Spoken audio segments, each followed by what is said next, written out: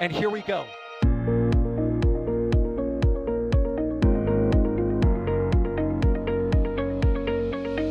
have liftoff.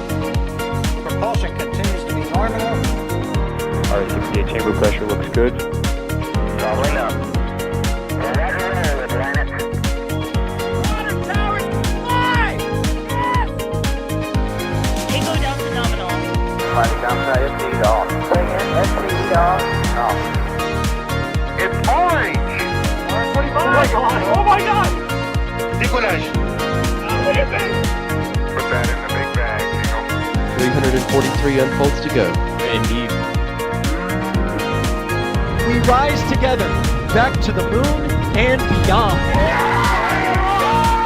This methane will be igniting in the flare, correct? Yikes. You good? We don't need any more of these.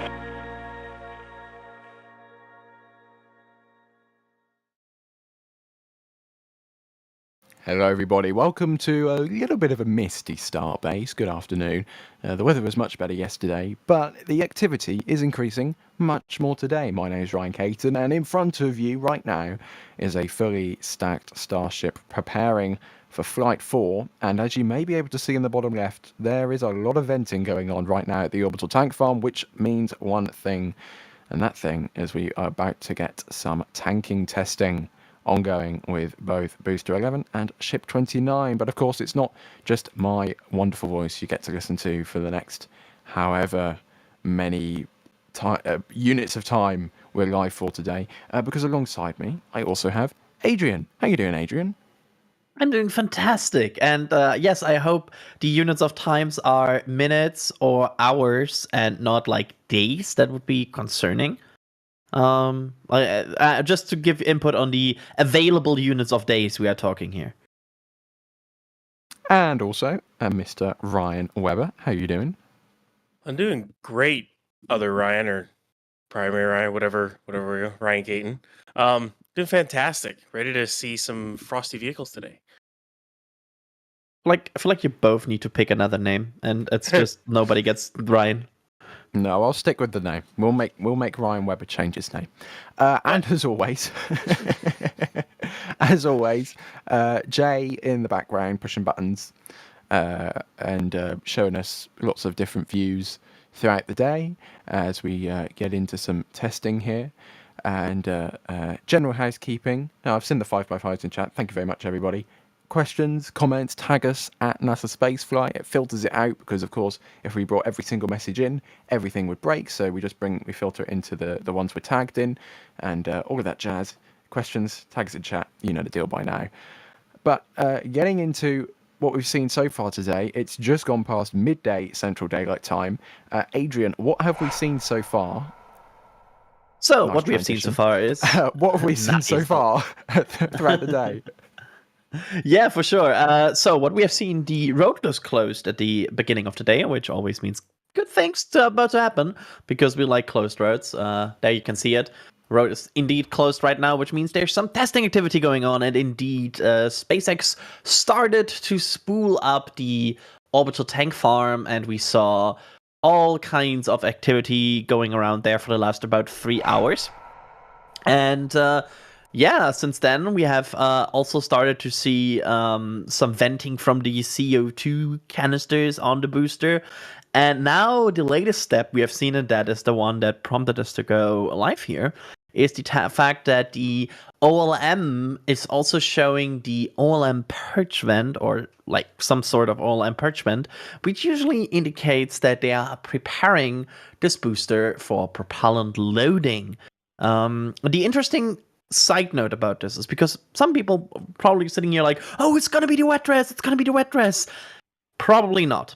There's some side notes to this because there's an MSIP, Marine Safety Information Bulletin, which is published for, it's the 18th, right, Ariane? Yeah, it's the 18th. Yeah.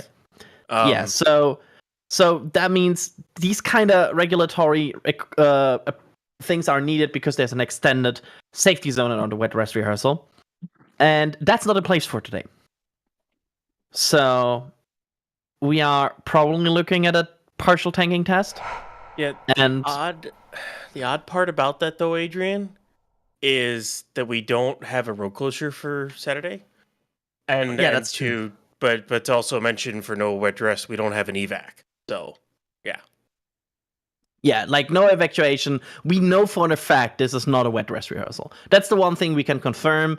The village would be evacuated in a case of any activity that is loading a full propellant on the booster and ship, because that's a lot of propellant.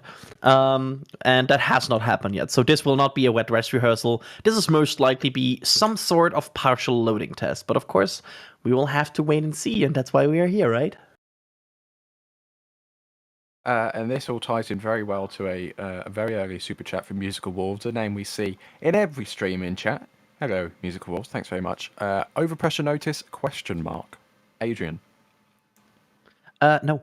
No overpressure notice. No static fire probably today. That's another thing we are most likely rolling out today. Again, we have seen this in the past. We have seen the past where they start the whole full stack testing with some sort of partial loading instead of going to a full-on wet dress rehearsal. So I think what we are looking at is a partial rehearsal or loading test today. Basically, make sure everything still works before you put like 5,000 tons of propellant into that thing. Especially with all the changes that they made. Yeah. So just to give everyone a background here, since they last did a test on the OLM with a booster, which would have been booster 11 static fire, all the way. Let me get my sheet. I don't have it off the top of my head. On April 5th, they did this static fire. SpaceX has since transitioned the entirety of the orbital tank farm over to the horizontal tanks. They're no longer using the vertical tanks. So the chill down process is going to be different because now they have a lot more cryo lines to chill down, especially between the pumps and the tanks themselves. And so they want to test this out. They want to make sure their count is correct. They want to make sure, everything works the way it's supposed to before they do a full flight-like load of the vehicle. So that's why they're doing what they're doing today. And over the last few minutes, and even before the stream started, we've been getting a lot of support coming in. So thank you, everybody. 2 big gifted team membership groups. I don't know what the official name for a collective of gifted memberships is. But either way, Matt, thank you very much for gifting 20 Red Team memberships. That's a lot of people who now have Red Team memberships. Another 10 by Anonymous. It's 2 separate words, so I'm not sure how I'm going to pronounce that.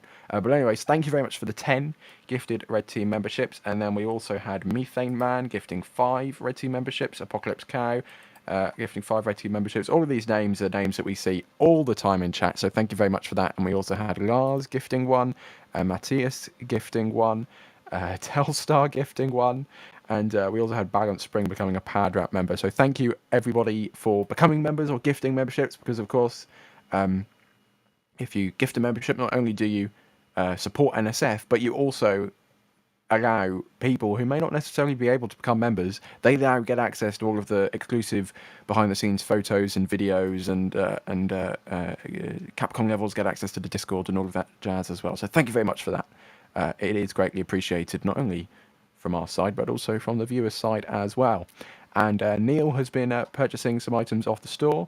I'm going to assume there it is, the new flight test patch number 4, which was released yesterday during the stacking stream. And I think Flip may have also purchased that as well. So thank you, everybody who's been purchasing the patch as well. As Das said on stream yesterday, by the end of the stacking stream yesterday, we'd already sold over 10% of our total stock for this flight test. And as Adrian... as the person who runs the store, pretty much, that's a lot of stuff already been sold, and the support is greatly appreciated.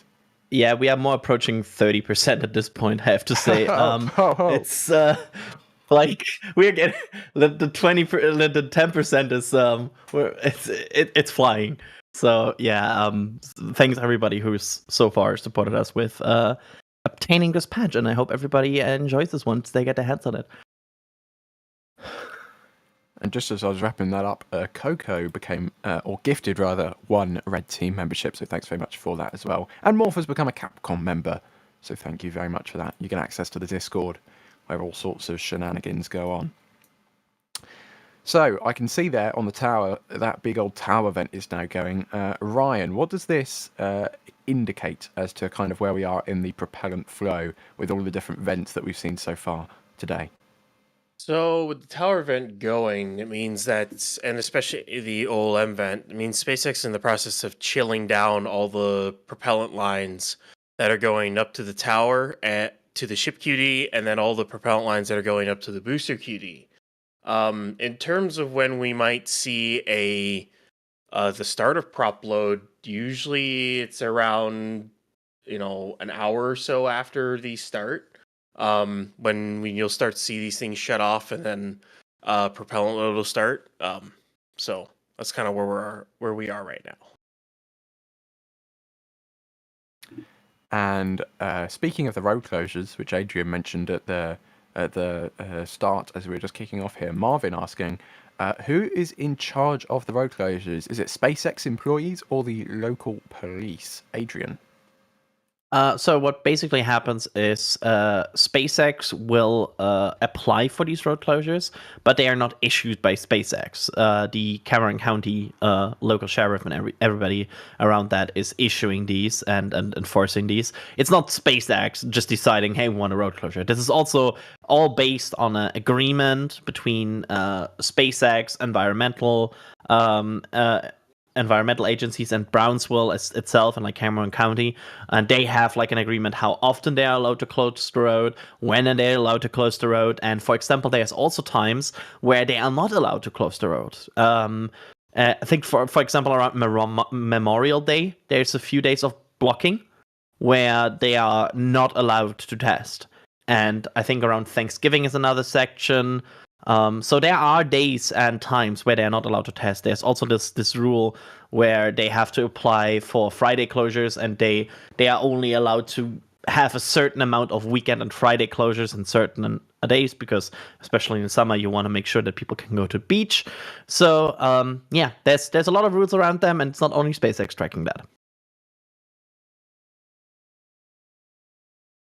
And we're getting even more store messages coming in. I'll hit them in a moment. So thank you very much, everybody. And Ship 25 is asking, any guesses of what tomorrow's closure is for? So Ryan, assuming they get everything done they want to do today, what could tomorrow's closure be for? That's an interesting one, because they don't have the Marine Safety Information Bulletin for tomorrow. They have it for Saturday. But there's no road closure Saturday, but there's a road closure tomorrow. So I honestly don't know what they would use it for. There is the possibility they still have enough to do a wet dress, but they don't have the safety bulletin for tomorrow. So I really don't know what they plan on using it for. That is a good question. I honestly think there's a high likelihood that tomorrow is a backup for today, and if successful, this test would lead into a wet dress rehearsal on the 18th. Yeah, I think that's the... Probably, yeah. And they will put up the road closure for the 18th, because the 18th is a weekend closure. So I wonder if they are not putting it up yet, because they don't want to schedule a weekend closure yet, if they're not sure if they go for Saturday. So they basically wait until this test is successful and then schedule the road closure for Saturday, because then they feel more safe about it. Probably the most likely, yeah. Beautiful shot here from the dunes as the venting, I was about to say tenting, venting increases at the orbital tank farm. That's where the T comes from. Tank, not venting. Either way, I do love this shot. It just looks so... I'm not sure what the word is, but the like the outline or the silhouette of Starship being stacked atop the booster on the pad there with the chopsticks reaching out. Just, I don't know. It's a very, very cool shot from this perspective, especially when the tank farm starts to spool up. And a scale question, which is always kind of bonkers to think about. Steve is asking, how much taller is Starship compared to Falcon 9? Now, Ryan, I think if I remember correctly, Falcon 9 is essentially about the height of the booster. Yeah. With fairing. So, yeah, it's a decent amount taller than Falcon 9. Yeah, it's a decent amount taller. Yeah. And wider. Like, what is it? Oh man, I don't remember the dimensions. It's 3.7 meters in diameter for Falcon 9, and then of course 9 for Starship. So significantly it's essentially 3 times bigger in diameter, and then about 1.8x in height, and eventually probably twice the height of. And that's it. I feel like this 9-meter diameter sometimes is even like undersold how big that is, because, for example, in the Spire Technical Museum in Germany, there's a Ariane 5 booster segment of the G Plus booster. And these have a diameter of 3 meters, and you can basically stand below that.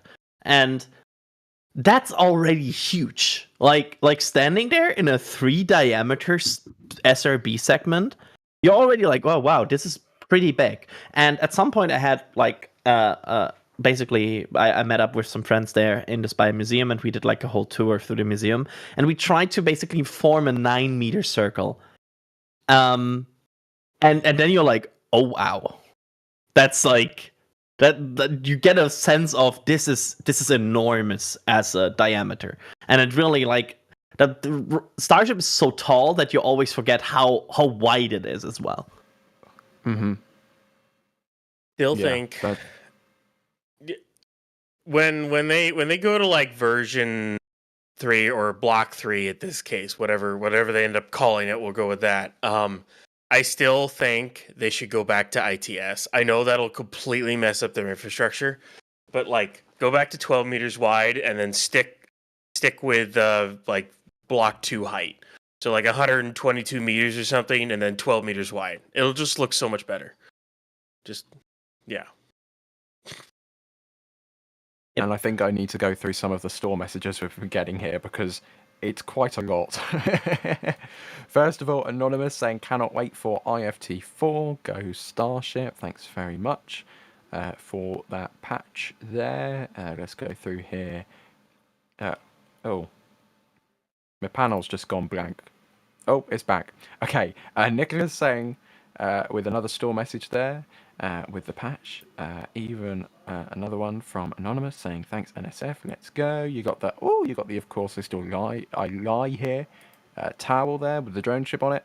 And the patch, of course, the wonderful Flight 4 patch, which, as Adrian just said, is like over 30% sold already, which is absolutely bonkers.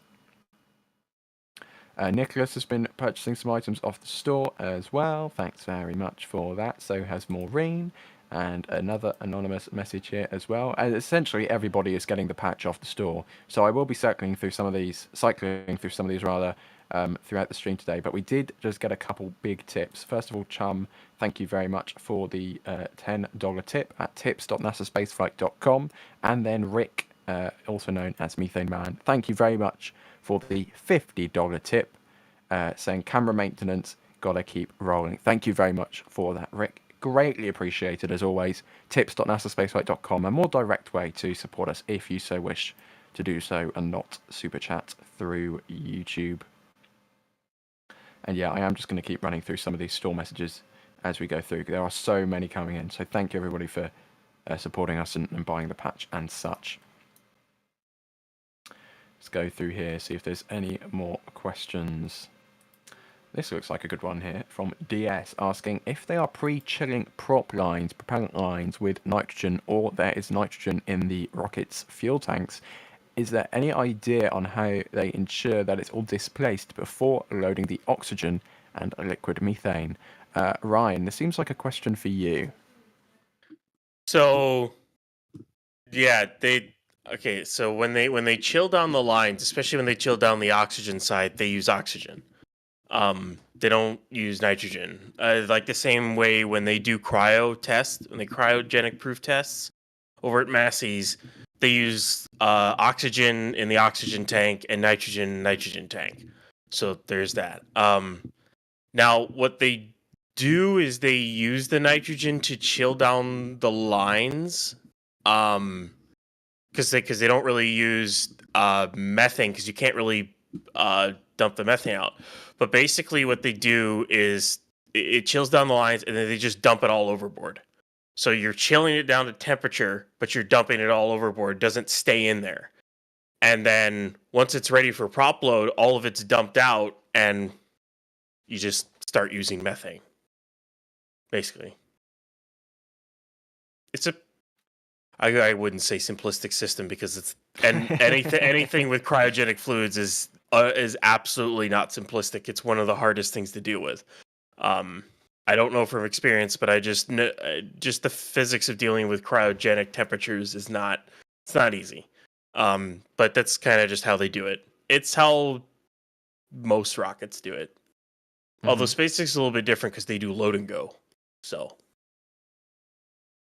Adrian, I've got a question for you. Ray is asking, alongside a purchase of the patch, any word on the Flight 3, 4, and hot staging stickers? My iPad is feeling a little bit bare.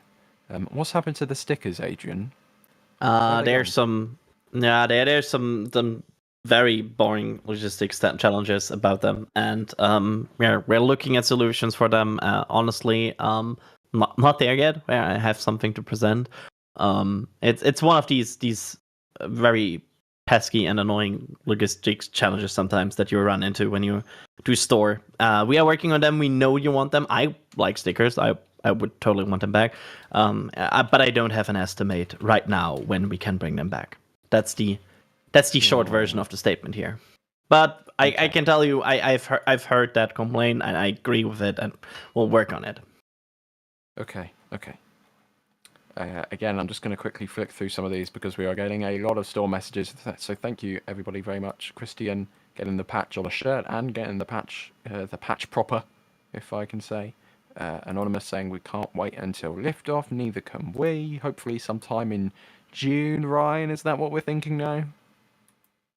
Yeah, that's what I would expect. I expect early June. As I had talked about yesterday during the stacking stream, Kathy Luters did a kind of like it wasn't really a press conference, but it was a talk, and she had talked about how they were hoping to go after Memorial Day, and hoping to have the license by then. When is Memorial Day for everybody outside of US? I'll give that. That'd be after the 27th of May is when they're hoping to go.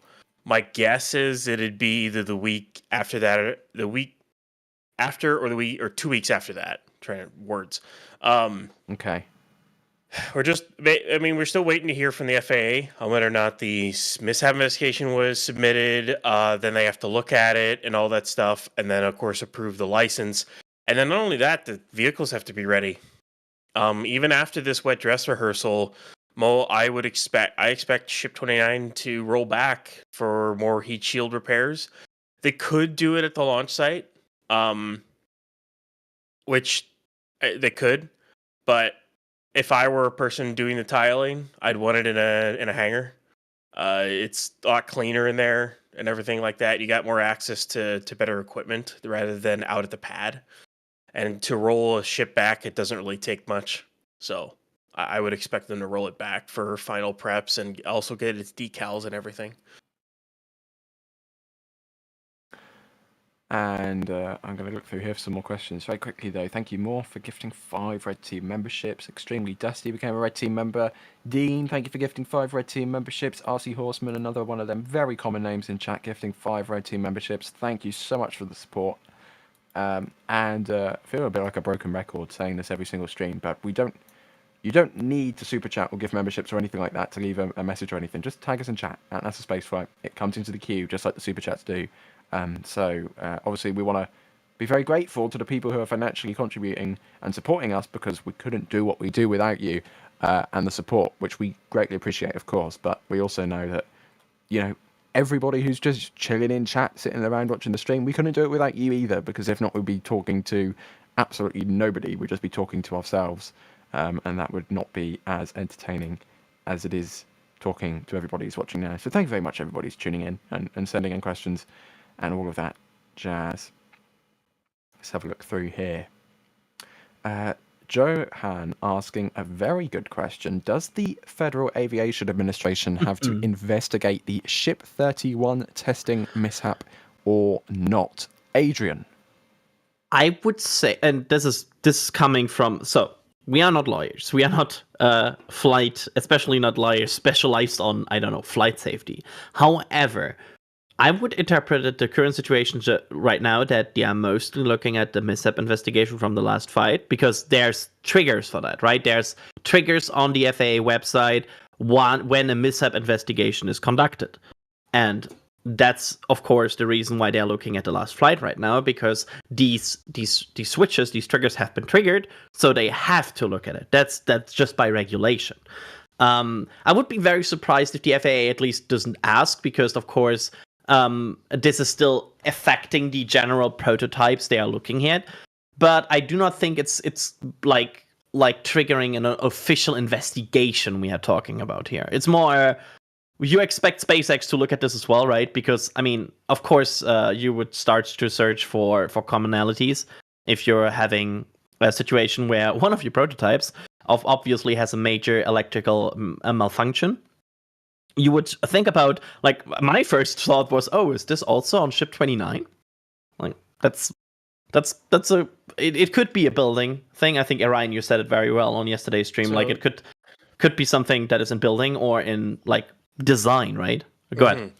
So I'll give an example for why the FAA won't be involved in this. So it's an accident that happened on a vehicle on the ground, and it's isolated to a vehicle and didn't endanger anything else, or it wasn't during a mission. It was just during a test. So I'll give an example of what I do at work. So if I were to say do something with an engine, and there's an accident, say the integrated drive generator on the engine, which is the generator that supplies power to the plane, say that arcs and fries, all right, when I'm doing a test. Well, the FAA is not going to investigate that. That'll be troubleshot basically by the mechanics or technical crew chiefs that you have, and you will look to see if that's just a problem with that, or if it's had history, or if another plane has had history in theory, like if it happened before anywhere else. You know, that's kind of one of those things, and that's kind of what SpaceX is going to do. They're going to look at it internally. It's, as far as I've known, they've never had this happen before. It's new, so they'll have to look to see, is this possible problem on any other vehicle. They'll do their own investigation. They'll do inspections that they want to do, and that'll be that. The FAA won't really get involved in it unless it results into something bigger. It may be something that ends up happening as a change to a vehicle, and the FAA maybe get notified when it comes along with that. But other than that, the FAA won't be involved in any sort of investigation with it. So yeah, I want to quickly point something out here, if I may, because I see some comments about it. The FAA is not holding back this. Like, I saw some people being like, oh, the FAA is holding up this process because there's no license for Flight 4. SpaceX is launching very close to Brownsville, Matamoros, and South Padre Isle. These are all very populated areas, and this is a giant rocket. It's good that there's an agency looking at safety in this case, because we had some situations in the past where flight safety was not properly upheld in aviation and also rocketry. So it's good that there's an agency looking at that. And also about the whole paperwork situation. Right now, the FAA is not the delaying part. And just to point this out again, because the one thing we have known from the last statement of the FAA is that SpaceX has not submitted the mishap report. One thing that SpaceX has to do if a launch ends in a mishap, which happened on the last flight, they have to conduct a mishap report, which basically means find out what went wrong and fix it, which they would do anyway. And this mishap report has not turned in as of the last status we got, which means SpaceX right now has to submit a report. So that's the thing to do here. And I don't think right now it is fair to say the FAA is holding up SpaceX. Yeah. That's not what the FAA does. The FAA is here to make sure everything is done safely and done correctly and done within the regulations. That is their job. They are the reason why air travel is as safe as it is. Have they made mistakes? Oh, absolutely, they have. That goes for just about anyone and anything. They've made mistakes, but that's their job is to make sure everything is safe. They don't hold anyone back, not intentionally. If it's something's being held back, it's because they want to make sure it's being done right. That's the only reason why.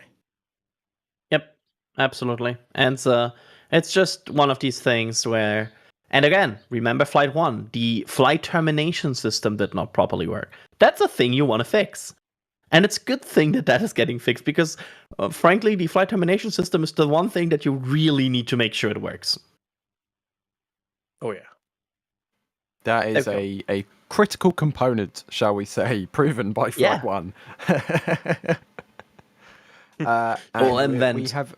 Go ahead. We had another question here from Jonathan. You probably have already kind of answered that within that answer that you two have given so far, asking, could the Ship 31 issue delay Flight 4 like how planes get grounded after an accident? Adrian, do we think they'll be inspecting Ship 29 if there's any, I don't know, common hardware? Like it appeared like an electrical fault. SpaceX, of course, haven't said anything official, but the type of flashing and the speed of the flashing and the damage that's been done, it smells, not that we can smell it, like an electrical fault. Yeah, absolutely. It definitely looked like electrical shortcut. My God, or like a shortage. So it will not be delaying it. I think in the sense of grounding. Like there will not be a official grounding issued or anything. However, what will happen is probably SpaceX looked at it, and SpaceX was interesting in it and looking for commonalities. But I do not think there will be a multi-week delay because of this. I think it's more it will maybe include some other steps in the inspection next time this thing is unstacked, or maybe already done. For all we know, they maybe already inspected this very, very closely in the days that it stand next to the pad, and they obviously didn't stack. Yeah, that's a good point. Yeah. I didn't actually think of that. And I mean, grounding planes after an accident, the really question of that is, what's your definition of accident or anomaly or just general issue? Because there are planes that declare emergencies all the time for issues that all it takes is maybe a new hydraulic pump or a new panel in the cockpit or a new valve. In this case, SpaceX has a large short that probably fried a decent amount in that vehicle. Like if this were to happen in an airplane, most likely you would pop breakers, and usually most of the airplane would be saved. However, in this case, if SpaceX doesn't have that kind of protection in the way, as I said yesterday, they might have fried everything. There's always that possibility. So we'll have to watch 31 to see what they do with it. It's basically all we have to do right now. Yeah, and there's a second part of it of even if you didn't fry it, how much do you trust it still, right? Because there's always the chance that you create underlying issues without directly frying it completely, which might be the case. So yeah, I've said it before, and I think Ryan, you also said it. I think there's at least somebody at SpaceX right now considering to move Ship 32 in front of Ship 31. Oh yeah, totally. To be honest, I'm actually kind of surprised they haven't taken 32 into the Mega Bay 2 and started to finish building it. The funny part is this commonality wouldn't really be with Ship 32 because Ship 32 doesn't have a raceway right now. They stacked it and put it into the rocket garden. So the only two ships that SpaceX would have to look at are 30 and 29. And it's as simple as taking the panels off taking covers off the raceway cover and just inspecting to make sure whatever flaw it is, once they find the flaw, isn't present on both vehicles. Yeah, just Dan, I see you in chat saying you're missing context for this conversation. Just for everybody who didn't see that X post or like somewhere on social media, Ship 31 during a test at the Massey's test area saw some sort of electrical short, and we saw like a high voltage event where you could see like a what is it called again? Like a it's a arcing. yeah, like an arc going all around the raceway. So there's probably a high chance that there was some sort of electrical damage due to Ship 31. Is either an electrical short that caused an electrical fire or some kind of pressure line that blew up, which damaged wiring, causing an electrical short, which led to an electrical fire, which was then put out. Like a combination of any one. It's either one of those two things. And it's decently high voltage because, I mean, our cams are pretty decently away, and that was bright. Like, if you were anywhere near that without any eye protection on, the UV light probably would have damaged your eyes. That's how bright that was. Yeah, like we were like a few kilometers away, like 2 kilometers or so away with the cameras, and you could see it like bright as day. Yeah. Let's have a look through here. We're getting a lot of support saying, especially from the store, Bideford purchasing many items off the store. Thank you very much, Bideford. Always in chat. The polo shirt and the Flight 2 patch and the Flight 1 patch and, the Flight 4 patch. Not a surprise there. Absolutely underrated, by the way. I love our polos. That's my... If you see me in, like, everyday life, there's a high chance I wear an NSF polo. I love the polo. I don't know why. I've said that before. I love them, and we should have more polos. I can make that happen, so we should have more polos. I was going to say, if you want to complete your collection, do it quickly for the patches, but the Flight 3 patch is sold out and is not returning. Yep. We mention it many times, but yet we still get asked. We're not lying when we say we have limited stock. We bulk, but this is just the way that the patches work. We bulk order a bunch of patches. I don't know why I'm explaining it, 'cause Adrian's here. Anyway, we bulk order a bunch of patches, and then once they're sold out, they're gone forever. We don't reorder them back in stock because we're not trying to make a money tree to get rich quick. You know, we don't make loads of money. We like making things that the community also enjoy, and patches is one of the things that people very clearly love to have. So. In my opinion, they look way better than the ones that SpaceX make. Did I just say that out loud? That's fine. That's fine. Yeah. It's honestly, I don't really. I wish SpaceX would go back to the days when, like the earlier Falcon days with some of their patches, which were honestly really, really cool. I wish they would do that for Starship, but they don't seem to be. Like, I hope the first like HLS patch or crewed Starship patch is amazing. I really hope it is. Yeah. But I'm thinking they're just kind of like at this moment because they're just test flights.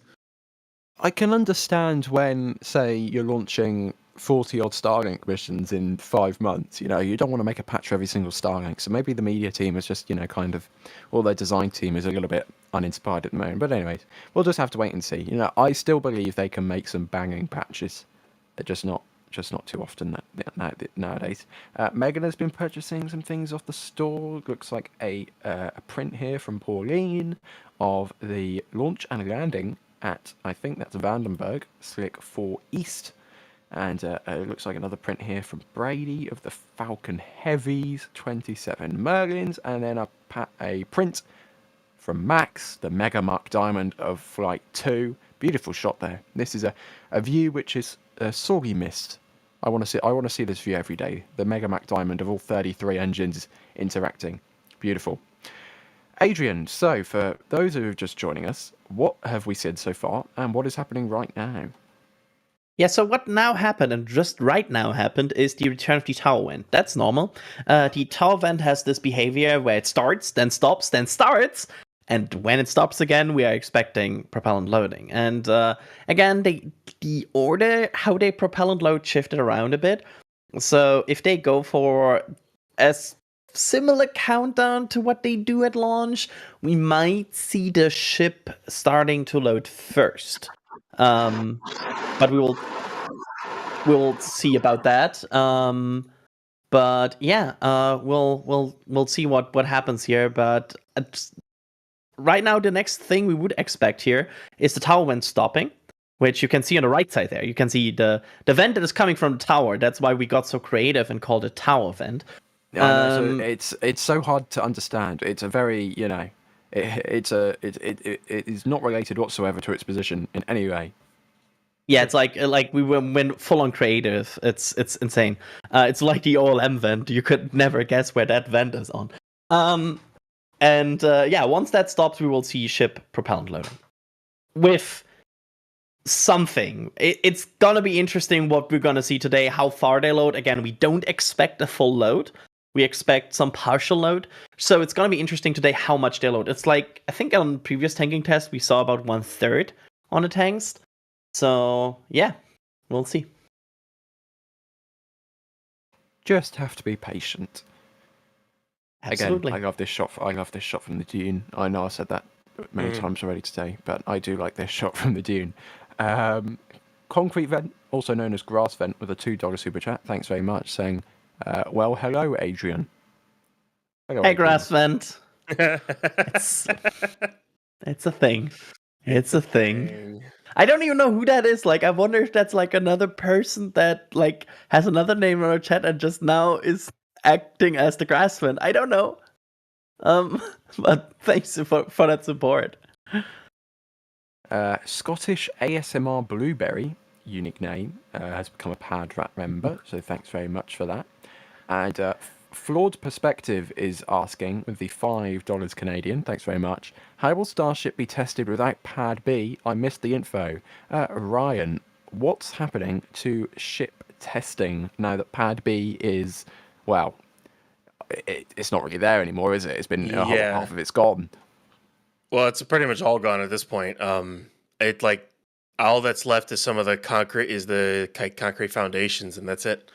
Steel's all gone. It's all been knocked over.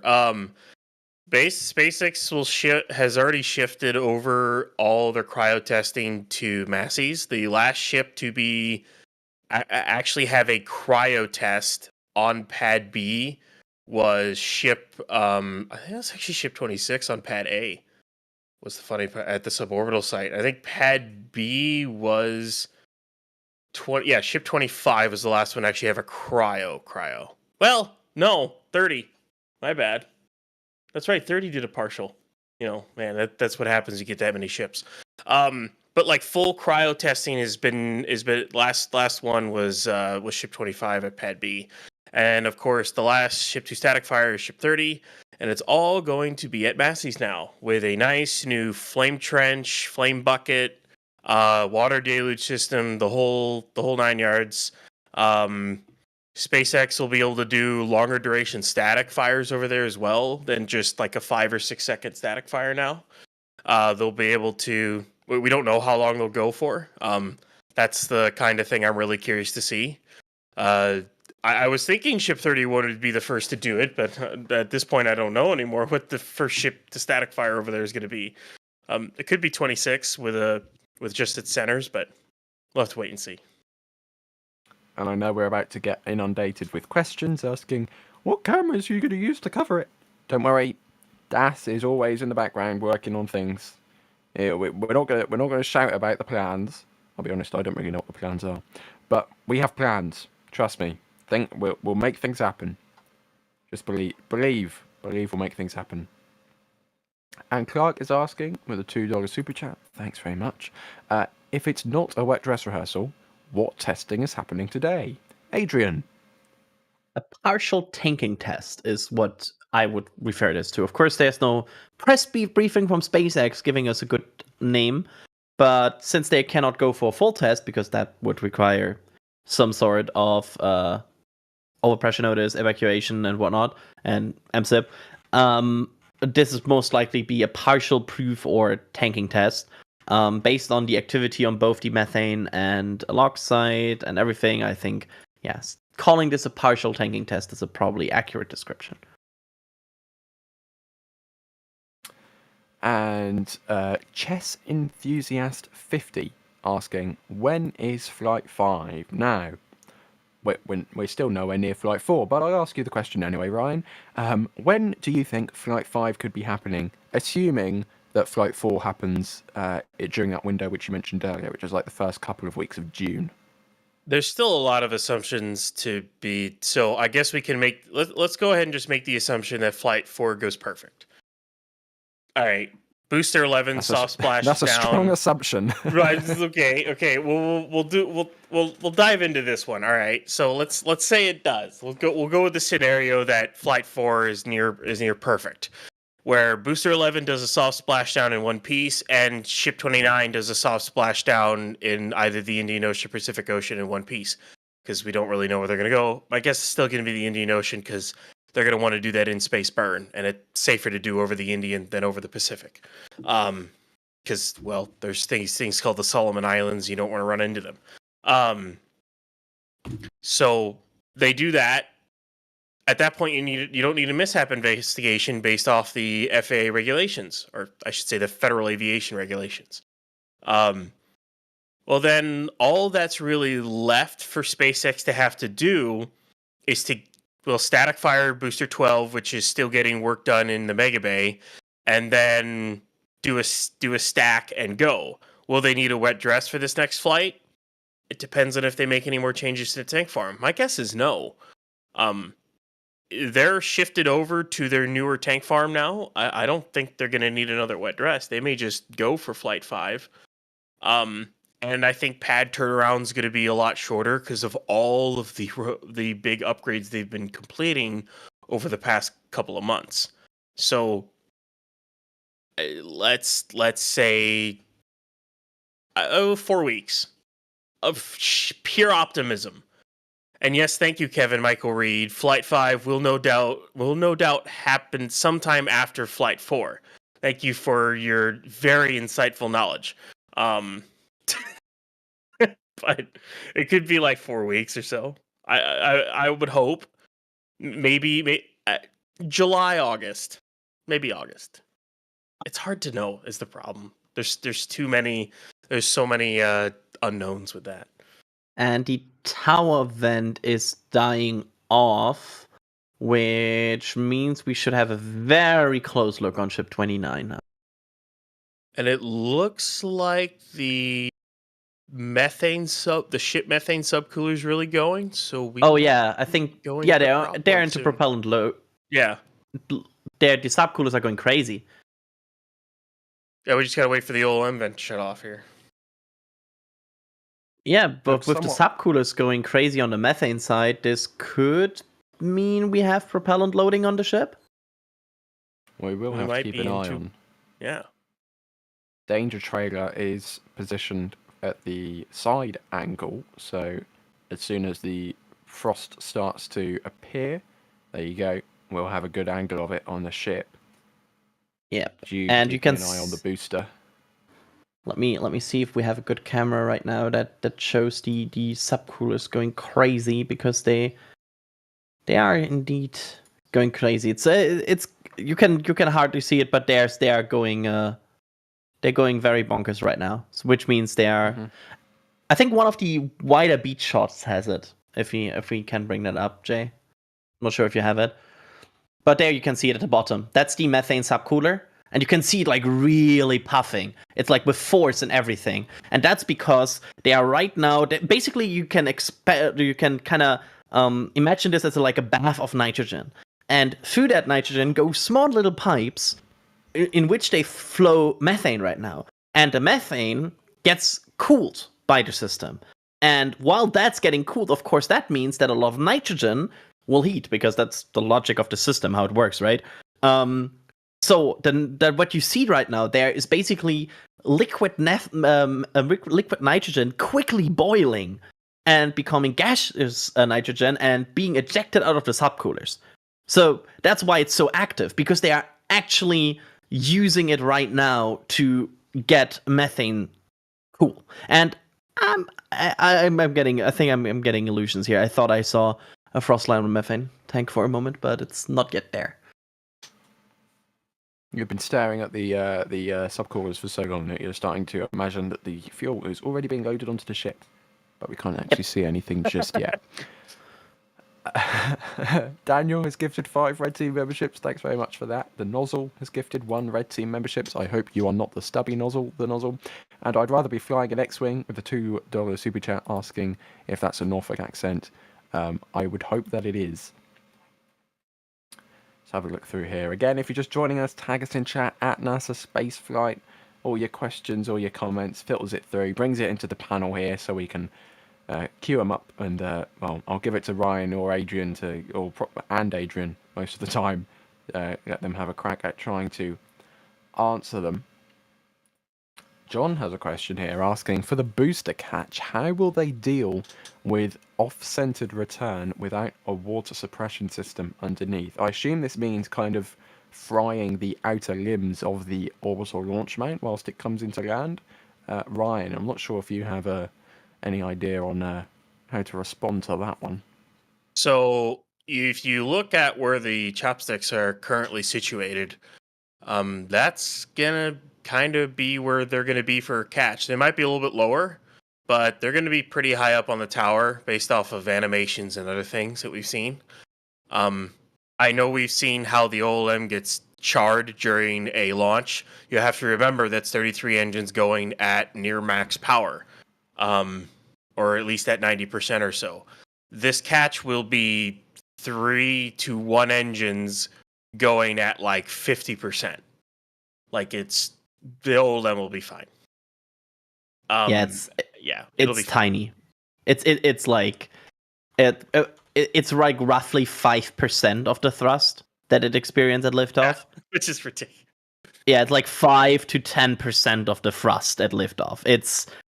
It's really not that much compared to the enormous forces at liftoff. I'm more worried about them hitting their mark than they are doing any kind of damage, like heat. More than heat damage to the OLM with this exhaust, I'm more worried about the booster not slamming into the OLM at like Mach 1 because the landing burn didn't work. Or more. Like Yep.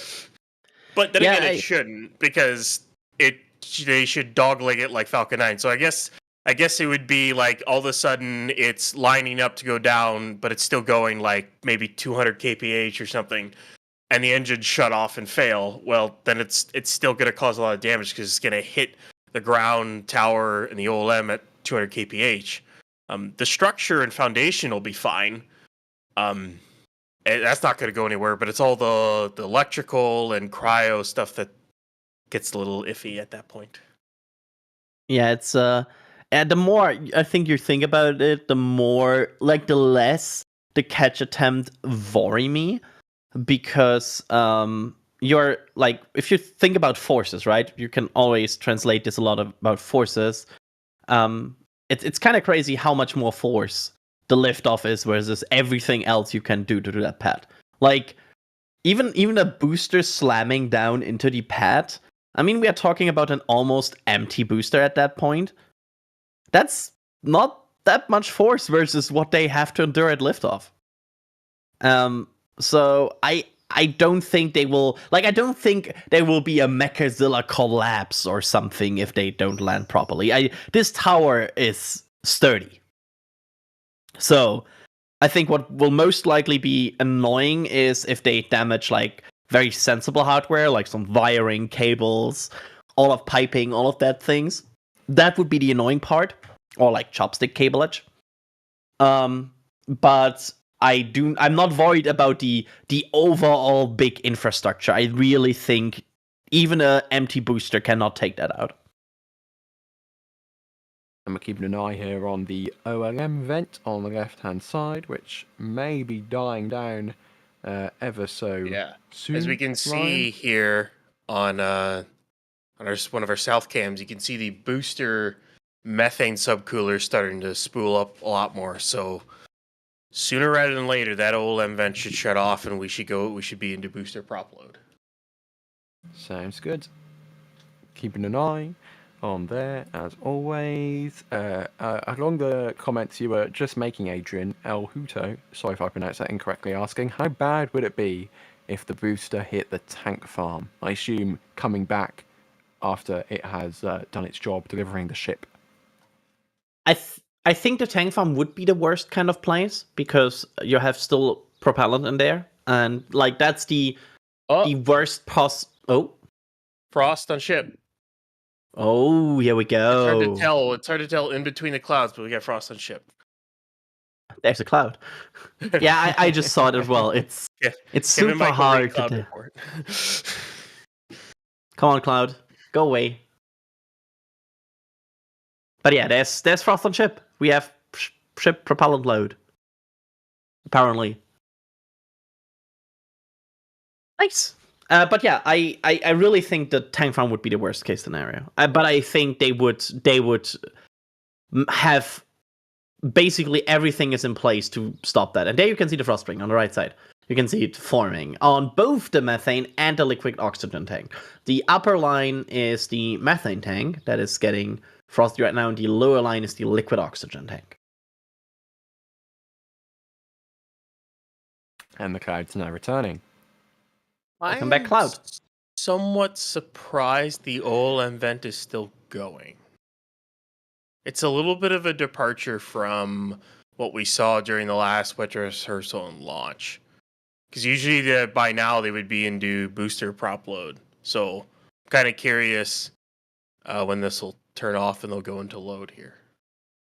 Unless they're not doing like an actual, launch count, kind of like even a partial launch count, and they're just kind of willy-nilly doing this. There's always that possibility because it is SpaceX. So I mean, it really depends on what their goal fueling and scenario for data is, right? Yeah. Because we don't know how much they will even put into this booster. Yeah, this is the first time the Sheep QD has put prop into a vehicle since Ship 28 was stacked on Booster 10 ahead of flight. So right before flight. So yeah. Yeah, and Congrats, they Ship could, QD. for all we know, they could partially load the ship, detank, and partially load the booster. Maybe. We've seen similar things before, as in doing with the booster at Massey's the other week. They did one tank, then the other tank, and then filled both tanks together. Mm-hmm. Yep. I mean, basically this tanking test has some sort of tech, like data requirement that SpaceX wants to get, and we don't know what kind of test will get them that data requirement. So we just have to wait and see. We're kind of like reverse engineering what they are going for here right now, because as soon as we see it, we can then maybe potentially better understand what they are going for. But as of right now, we don't have any information from SpaceX what they are going for. However, I want to add that the OLM event has started at the usual time, so they wouldn't chill these lines if they probably wouldn't go for some fueling, right? So Yeah. that's the other note here I want to quickly make before Ryan can ask the next question. Like, they still started this chill down process, so we will see what they will do with it. Ship 25 has a good question. Could they be simulating an abort test to test tanking and other systems with the new tank farm? Adrian, what do you think? Could they be simulating an abort? Like, oh, we need to stop fueling the vehicle like right now, and they need to see if the new tanks, because they're not using the vertical tanks anymore. If these new horizontal tanks will be able to, and the plumbing surrounding them will be able to stop like as soon as they tell them to stop. I kind of want to add the counter question. Isn't every time you're not going for launch also simulating an abort? Yeah. I mean, technically, if you fuel it and you don't ignite, you still have to do the same things you do during an abort, right? You have to save the vehicle, you have to detank, you have to basically reverse get it into a safe state. So I mean, yes, I to answer this question, I think the answer to this is at least partially yes, because every time you do some sort of prop loading, you kinda simulate an abort.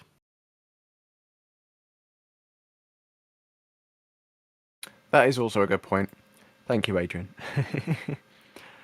Sean is asking. Oh, go on, Ryan. Yeah, what I was gonna say is, like, while they have new tanks, the new horizontal tanks and everything like that, like those tanks and the plumbing going to the pumps is all new. The pumps, the valves around them, the subcoolers, and then the valves beyond that, all the way up to the OLM and the tower, are still the same as far as I've known. They didn't really change any of that out. So I don't know why I would need to test that as a whole. It's more just testing the lines and the tanks themselves. But I just want to say this is a really, really cool shot. You can see the booster methane subcoolers going nuts, but we're not prop loading. And ship's already got a decent amount of frost on it. So I'm kind of... I mean, with curious with these subcoolers, they have to load soon. Yeah, like there's absolutely no way they don't, because they are obviously chilling booster methane propellant right now in these subcoolers. They're just not loading it yet. Yeah. I think I also saw a little bit of venting coming from the chines, which is, I forgot what it's for, Ryan, but it is for something CO2. in there.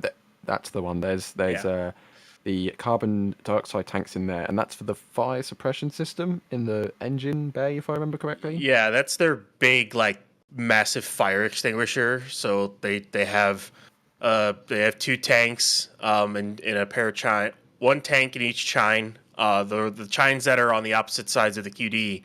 The other 2 chines are CLPVs for like a helium for startup for like boost back burn and other things and other commodities. But basically, they just shove a bunch of CO2 into the engine bay when they do engine shutdown after ascent, so that any like methane that may leak out of the engines or anything like that, basically they just disperse it all. Any fires that might have started immediately gets put out, and then they go into boost back burn. So that's basically what they do with it. It's cool. It's really cool when they do it. It's cool to watch. I'm looking at the pad vent right now because it's so hard to see, but it's still going, I think, yeah. Nice Pixels is asking, when booster prop load? I think that's the question everybody has right now. Wait a minute. We are waiting. Wait! Yeah, I see it as well. They are already loading. Look at the methane tank. Yeah. Wait, what? The methane tank's loading, but they're not loading the locks? Yeah, they're not loading locks because the Pathfinder is still going, but the methane is already being loaded. They're loading 3 out of 4 tanks right now. Is that... That's new. Frost on the ship nose cone? Are they loading the headers too? Well, they usually don't load the headers till later. So for people who don't know, SpaceX has a big red button in their command center that is like saying confusing media, and they apparently they hit that hard this morning. Yep. Because loading 3 out of 4 tanks while the OLM vent is still going, that's on the new category. Yeah. And that still kind of baffles me how they can now start loading in the top 3 tanks. Oh, and not OLM the vent bottom off. tank. It is. So all 4 tanks are now loading. There we go. All 4 tanks are now everything. Now we are feeling better again. We are feeling better. Yeah. Again. Everything's back to normal. We're feeling good again. This was weird. It's cool. I like difference, though. I like different. I mean, I know it messes up everyone's spreadsheets, but to be honest, I don't think this is what the wet dress will look like. Although it is possible. I wouldn't put it past them, because I mean, we've seen how quickly they can load these vehicles now. Like, I mean, it's kind of ridiculous how quickly they can load the booster. Maybe they're trying something new where they're just gonna like speed load the LOX tank. I don't know. I mean, but I don't expect them. They're not obviously going to do a full load. We'll have to wait and see how much they actually load into the vehicle. So somewhere Alex is right now copy pasting angry emojis into his spreadsheet.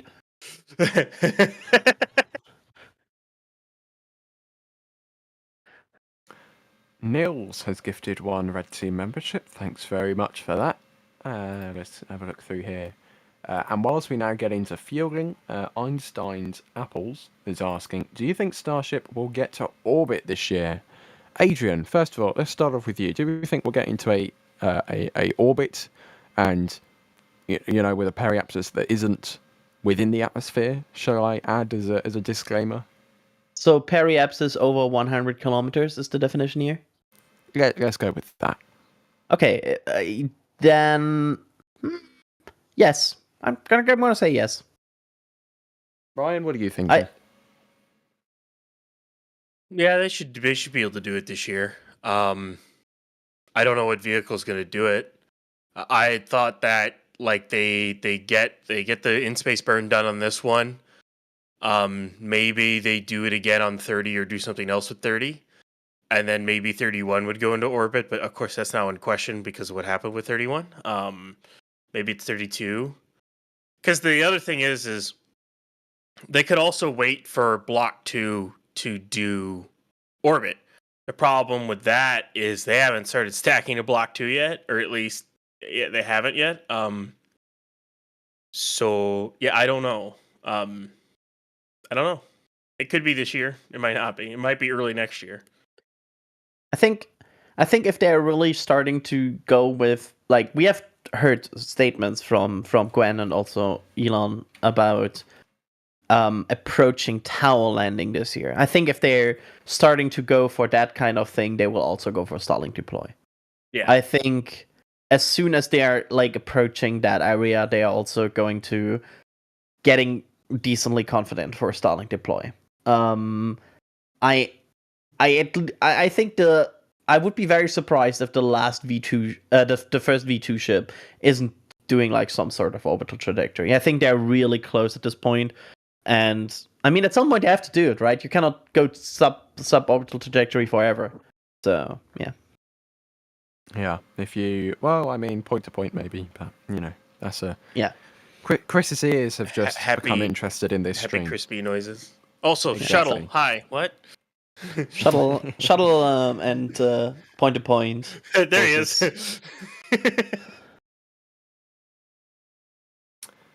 Let's have a look through here. Again, anyone have any questions? Tag us in chat at NASASpaceflight.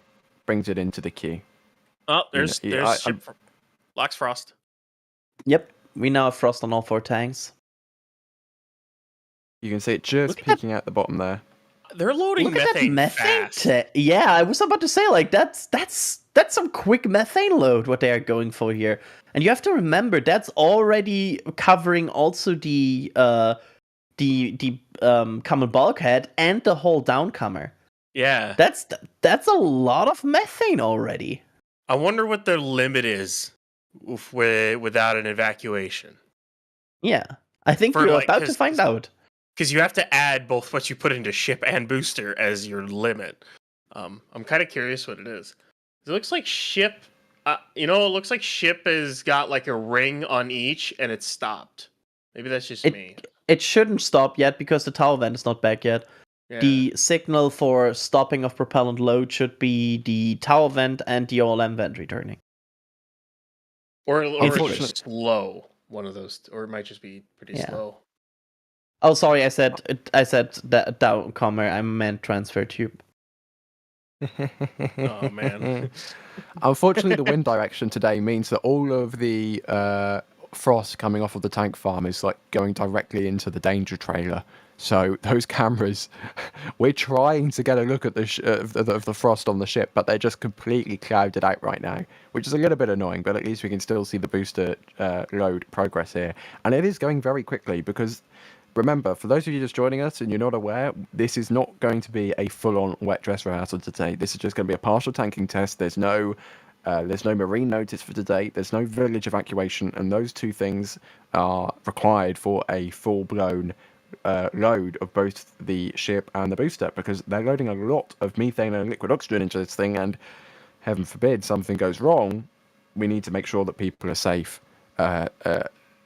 both in the sea, on the Rio Grande River, and also at the village and production site. But yeah, it is loading really quickly. Yeah.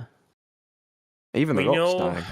We know they could do what I think booster load in for the last flight was they loaded booster. It was like 45 minutes. I don't even remember. I have to look back again. It's been. I think been a minute. it was like 55 and 45 somewhere in there.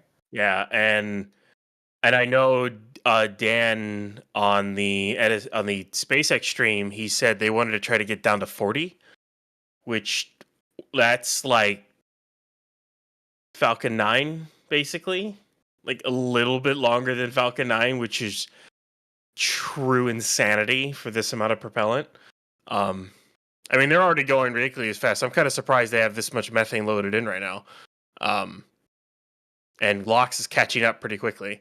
I think that's kind of what they're doing. They're trying to start methane load before they start LOX load, because they know they can load LOX fast. So they're trying to stagger it and get it to where they're trying to get it like more efficient. So they're trying to get the prop load done faster, maybe? I don't know. It's kind of interesting to see. You can see here from the south the frost lines now. Unfortunately, SpaceX has very rudely decided to park the chopsticks directly in the way of the start of the methane tank. But you can at least see the liquid oxygen line there now. That's a very thick band of frost which is rising. And tower vents back. Tower vent back. So that completes ship propellant loading for today. Looks like a ring on each. Yep. So. And all vent back. So this could be the load they're going. We will see. They could turn off them again and start loading again. But this means that right now, at least the LOX load on the booster is stopped, and the ship load has stopped as well. So yeah, could be that this is the partial load. I mean, this sounds about right. Like seeing this sounds about right. We will just, of course, have to wait and see. As always, that's how everything works down here. Wait and see what happens, and then update the spreadsheets afterwards. If it didn't go how we thought how it was initially going to go. Yeah, I mean, there's always potential for more, right? They could, I don't know, bring a FireX test into this, or I don't know, start like part of the deluge, or what? Like, there's so many different doing the igniter test. You never know what happens. Is grid fin vents? Interesting. What tank? No, that's there's no tank. That's engine chill. That's ship engine chill, I think. Yep. Oh yeah, there. That's you can see that pipe. Yeah, that is ship engine chill vent right there, on both sides. Didn't they have a recapture system for that? No, they don't. They don't even. The funny part is they still don't even have it for booster either. They're still using single. As far as I remember, they're still using a separate line for engine chill on every single engine, and those then go to a manifold which go down to the engine chill pit. SpaceX and. This is all the way back to Booster 7's spin prime anomaly. They have not solved it to where it's either internal to booster or anything like that. My guess is that solve comes in the next pad. No, chat, they are not going for a hot staging test. Adrian, I don't know if you should say that with such confidence. I feel very confident about that. I can tell you this right now: if they were to fire those center engines straight down, they would blow the ship and the booster to smithereens. If they tried the RVAX, they would do the same, but not only that, they would rip the nozzles apart, most likely because they don't have ring stiffeners on them. So they're not doing that. Yep. Okay. Thanks for Chat. ruining. Thanks for ruining the excitement. Everyone was so happy, and you just ruined it. Am I the only one that wants to see it once? Just once? I think everybody I think absolutely everybody wants to see it once. Like, we will never see it. The chances are basically zero. But yes, I would want to see that. I think we would say goodbye to trailer. I don't think trailer's gonna walk away from that one. I think a lot of assets wouldn't walk away from that one, including that's a true. lot of the hardware here in the bed.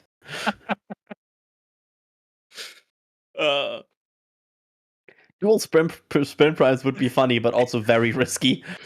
Daniel in chat. No, yeah, I don't want I don't want to lose trailer either. Let's not do that. Yeah. Even though it is still kind of clouded out a little bit because of the wind direction at the moment today, which is, it would be nice if the wind direction was exactly opposite, but, you know, weather will be weather. We also have booster engine chill. Yep. Look at the recapture pipe there. You can see it there around the OLM below that main reinforced ring.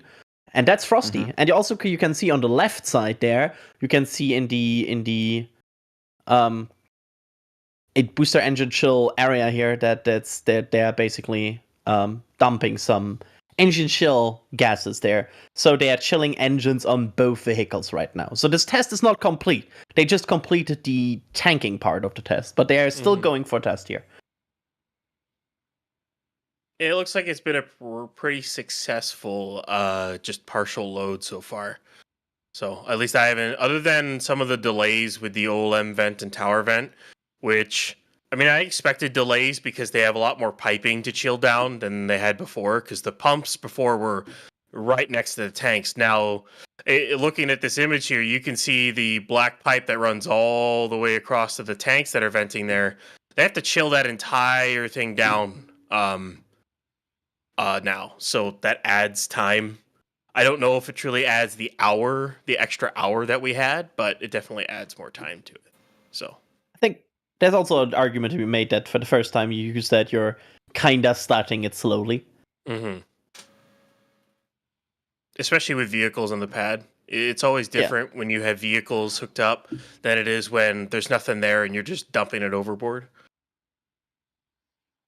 So, Adrian, what would the signs be when they want to start to detank? Would we see any kind of vent configuration, or will the frost lines just start to recede?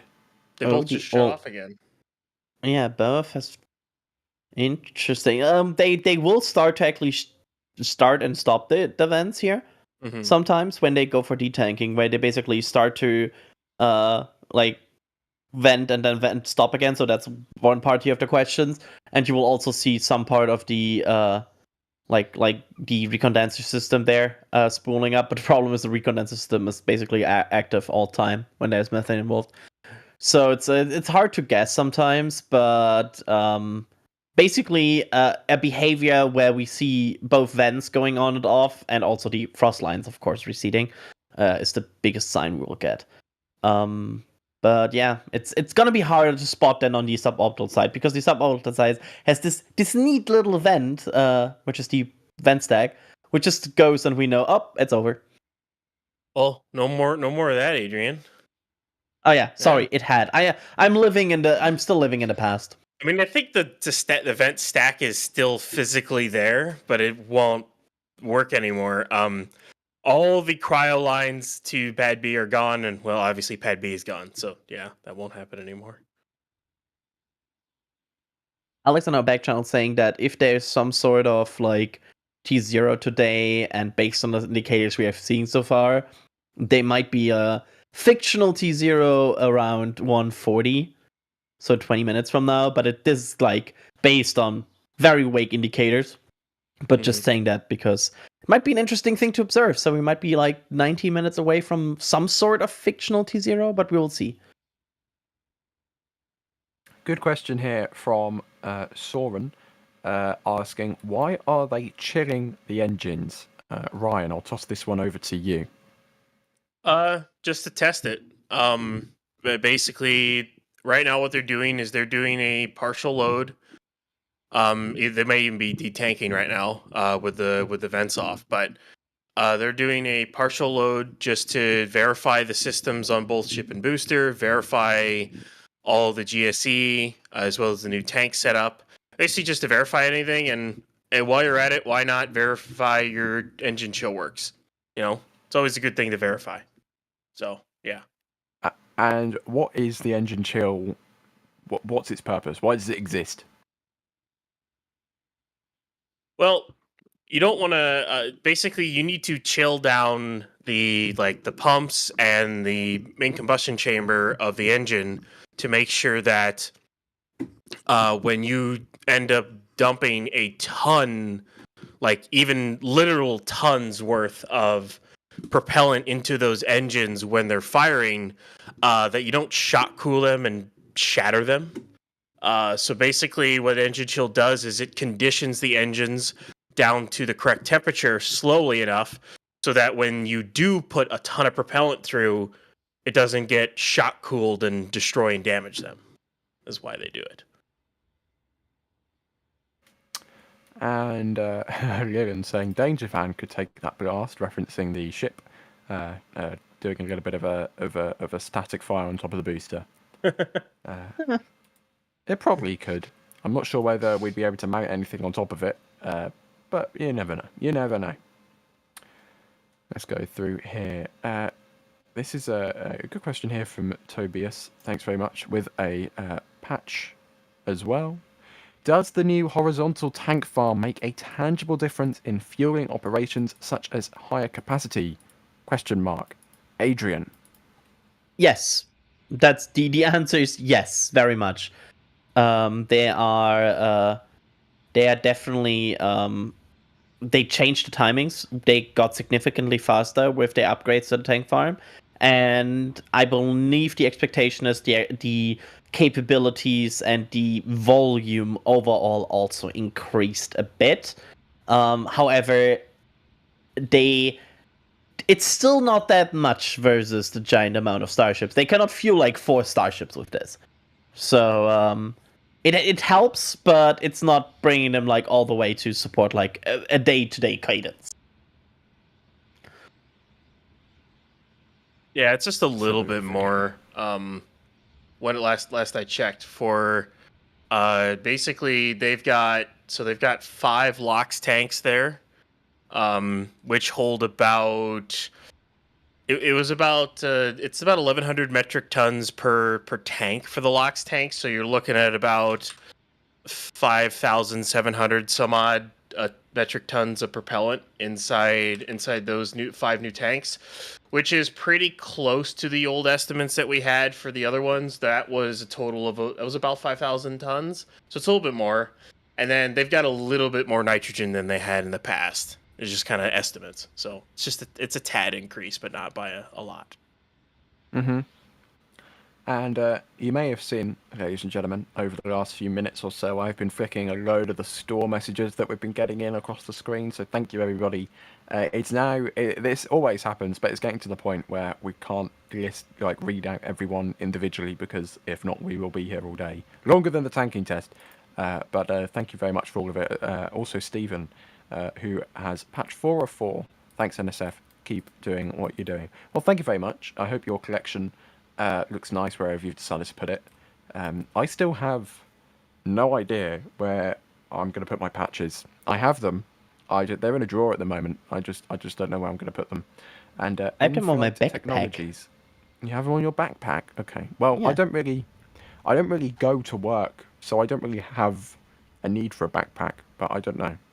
I'll think of something. I was thinking, okay, maybe I'm going to get a bit of a tangent here, but I was thinking that I need to have, you know how aircraft or things like that will have markings for all the missions they've been on? I was thinking I need to have something somewhere with the patches, like marking each of the streams I've done or something. I don't know. Just an idea I had. I still got to think it through. But N-Flight Technologies, thanks for upgrading to Capcom membership level. You now get access to the Discord, and I'm sure that will be wonderful as always. And a good question here from Tactical Lyric asking, why are they doing a mini WDR test? Why don't they just do a normal wet dress rehearsal straight away? Adrian, why are they starting off with this kind of, where did it go? As Dini said, damp dress rehearsal? Yeah, the most likely answer here is risk mitigation. I think they are, with the modifications to the tank farm we have talked about, they are just not there yet where they are fully confident to load the full like 5,000 tons into the vehicle. So they are kind of mitigating the risk by just putting a little propellant first in there and then looking at the data and then getting there all the way. It's most likely risk mitigation. I cannot think about another good way why they probably would do it. So I think it's just being a bit more careful here. And from what we can tell, they have some time here. They can take their time and take a step-by-step approach. So that's probably why they're doing it. And a question here from Bamer Mike. Sorry if I pronounced that incorrectly. Asking, if the chopsticks fail, could the launch pad catch it? Now, Ryan, what would that entail? I imagine no, just because of the way that it's currently set up. But you never know in future. Well, it's going to be off to the side, so if the chopsticks fail, the vehicle goes boom. That's literally all that will happen. Launch mount can't catch it. You're not going to be able to place the booster into all 20 hold down clamps perfectly. That's not going to happen. We already see what it takes to lift them into that. And not only that, it'd have to be perfectly on the mark to hook up the booster QD to it. And yeah, no, if the chopsticks fail, they fail and it goes boom. That's basically what happens. Yeah. I mean, this thing has no legs and everything, and we are talking about a system on the pad where they use stabilizer systems to make sure they align it properly. They ain't gonna do that with a flight. Like that they cannot land just on the engines, like on the engine clamps. It wouldn't work. It would certainly mean, like, if the chopsticks fail, it's doom for the booster. Let's have a look through here. Sean asking, do you think Starship will switch to titanium alloy grid fins when finishing the prototyping phase? Ryan, what do you think? No. We already know that, what was it, the Falcon 9 grid fins are the largest single cast piece of titanium in the world, if I remember correctly, or something along those lines. The super heavy grid fins are a lot bigger than that. I can only fathom how much that would cost for that. Like, I don't... I think they'll just stick with steel. It's easy, it's cheap, it's simple. Steel, and especially even stainless, even just regular steel, like 4130 or something like that, can survive the forces that it goes through just fine. They don't need titanium for it. If I remember correctly, the main reason for titanium on Falcon 9 was it's lightweight, strong, but it was much better at withstanding the heat than the aluminum ones were, and they could save a few pounds on booster, but this is also a vehicle they want to stay cheap. They want to keep it cheaper, so I doubt they'll ever go to that. Mm-hmm.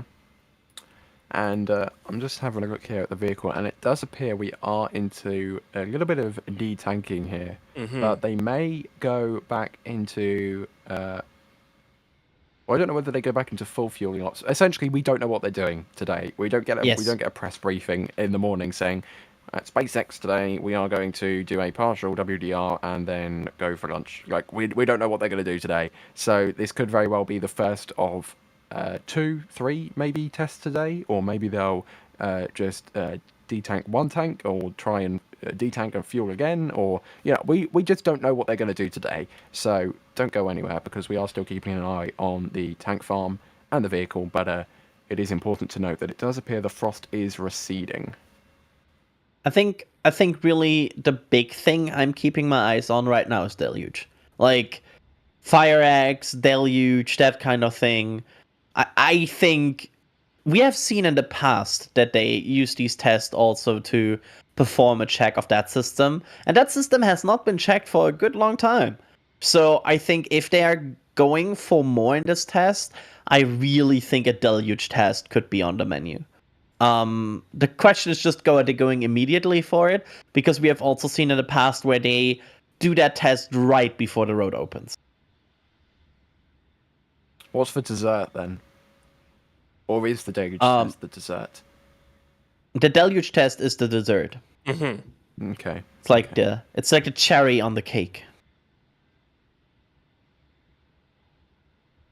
Unfortunately, this wall is in the way, but we still get a nice view of the deluge.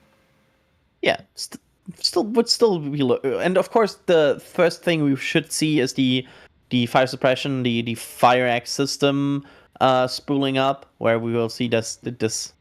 Yeah, I mean. Yeah, the DSS system. Yeah, the detonation suppression system. The system of many names. Yes. Should go up, and then once that goes up, then we would see the deluge a bit later. Hey, Kevin Michael Reed, cake is a lie. I hope you know that. Cake is a lie. Yeah, it's very much. Now I want to replay that game. Thank you.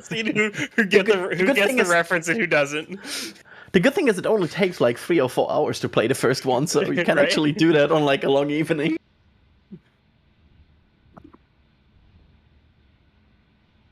And left guard vids with a £10 super chat. Thank you very much for the support there. Asking, this is a movie question. I'll ask it anyways. Once it's up and running properly, don't worry, Adrian. How soon do you think Industrial Light and Magic's stagecraft / Disney's The Volume will be installed in one of these ships as a zero-G soundstage for the movie industry? Adrian, how long do you think it'll be until Starship, they start filming space films inside of spacecraft, so the zero-G actually looks zero-G? Because I might be mistaken here, but I think Apollo 13, the film, might still be the only space film shot in actual zero-G. Of course, they shot it on the Vomit Comet, the plane that does parabolas, in order to simulate zero gravity. First off, thanks for translating this question to me, because this question really hit my limit of how many words I understood. A volume is, if I remember correctly, the volume is essentially a sound stage of LED walls, and it allows you to use virtual production to make any background you like. Yes, like a bunch of LED screens, and ILM is Industrial Light and Magic. They made some of the original like models for Star Wars and stuff like that. They've made a lot that way. Call me crazy, but relatively fast. I think this might be one of the applications that, like, I feel like right now spaceflight is just a nut too expensive for like Hollywood applications. It's like, yes, you could do it, but it would really eat your budget. I mean, the Russians shot a film in space, or a part of a film in space. But you know what I mean, right? It's like it's possible, but it's kind of a gimmick because it's too expensive and you blow a lot of your budget on just. But I feel like one more lowering of cost, we are getting there. I think a bit more, and Hollywood would be like, yeah, I mean, that sounds fine for a space movie. And of course, the advantage also is you have right now these, especially these suborbital applications where you go, or like these zero-G flights. They have zero-G for like a few minutes. With Starship, you can get to like a proper getting ready to shoot multiple scenes because you have more time in orbit. So I feel like that's a lot of value for that money. And I've got another one of these messages here from Mr. asking, who appears to have purchased the Flight 4 patch, asking, when is the Flight 3 patch back in stock, as I missed it as I was away? Adrian, do you want to give the sad news? Never. The honest answer, the flow to get these patches into like the warehouse and stock and everything, that's like we are not doing that yesterday and it's there today. It's like a multi time flow, and it's just not like we are not restocking. That's why we always say once they're gone, and we actually mean that. Once they're gone, they're gone. It's not a sales trick, like, it's the truth. We have a set supply of patches, and once they've all been purchased, then they're gone. Yeah, like it's just not realistic. But anyways, thank you very much for getting the Flight 4 patch. I wonder if, I don't know, 30 years into the future, the patches will be on eBay for some ridiculous amount of money. I don't know. Are they that much of collector's items? I don't know. We'll find out. I already saw some on eBay of Flight 3. Really? Yeah. I was joking. I didn't know people were actually already putting them on eBay. No, it happened. Wow. Okay. Floor Perspective asking, does a mini dress rehearsal involve a kilt? No, it doesn't, because Jack isn't on today. He's feeling a little bit under the weather. So let's get some love for Jack in chat. Yeah. And Feel better soon, Jack. Feel better soon. And Marco asking, do we have any idea of how thick the frost layer could be? Ryan, I'll throw this one over to you to kick us off. How thick the frost layer could be? To be honest, I don't know. It's not really that thick. I wouldn't expect it to be very thick. It's just all it really is condensation that's freezing because of just the cold of the propellant on the other side. So, like, take the condensation you would have on a cold cup of water and just freeze it. That's kind of basically what it is. Maybe a little bit thicker, but it's kind of about it. Yeah. Adrian, what do you think? Yeah, it's not that much. It's so little amount of frost that it's not mattering that much in the overall consideration for like weight and everything. So it's like it's not that there that it looks much more than it actually is in terms of frost.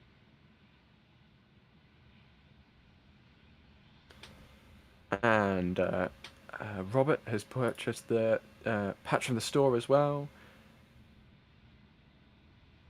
A lot of store support still coming through, so thank you everybody for all of that. Greatly appreciated.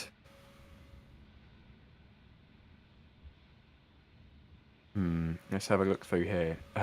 Floor Perspective also saying, once we start mining Psyche, the asteroid, titanium will be cheaper. That's true. That is a good point, though. Asteroid mining is going to bring the cost down of these metals. Here's the other thing, though. So there's so much infrastructure that has to go into that, though, because you have to get there, then you have to build a base there for the mining, and also build the infrastructure to get to and from there relatively cheaply. So that's a lot. Yeah.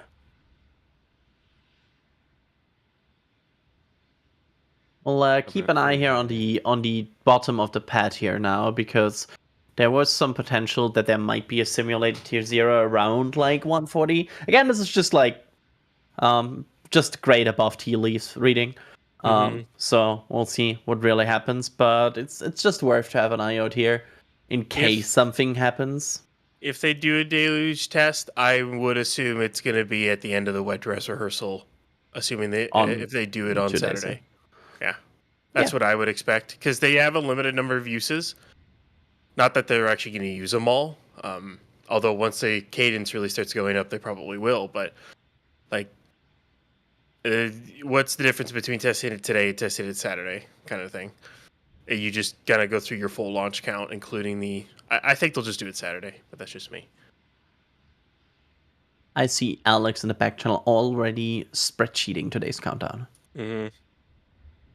I started and then got distracted commentating, so it happens. and it's like Alex is in the back channel, so it's kind of like I don't actually have to do it. It's like always when I see that, it's like, oh, nice, Alex is doing it. Yeah, I don't have to now. Gary, sorry, is asking, are they still loading? No, they're not. Adrian, do you want to give us just another quick rundown of what we've seen so far today for everybody just joining us?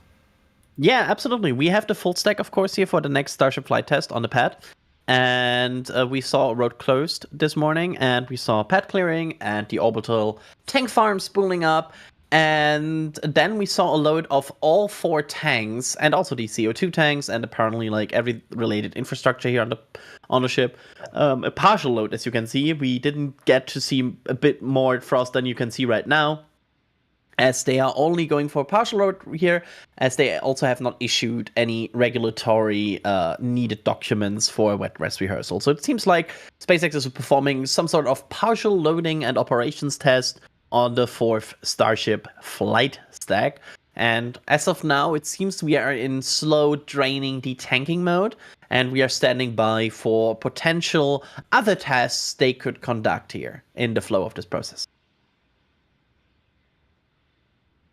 That would be a engine purge test right there. Interesting. Yeah.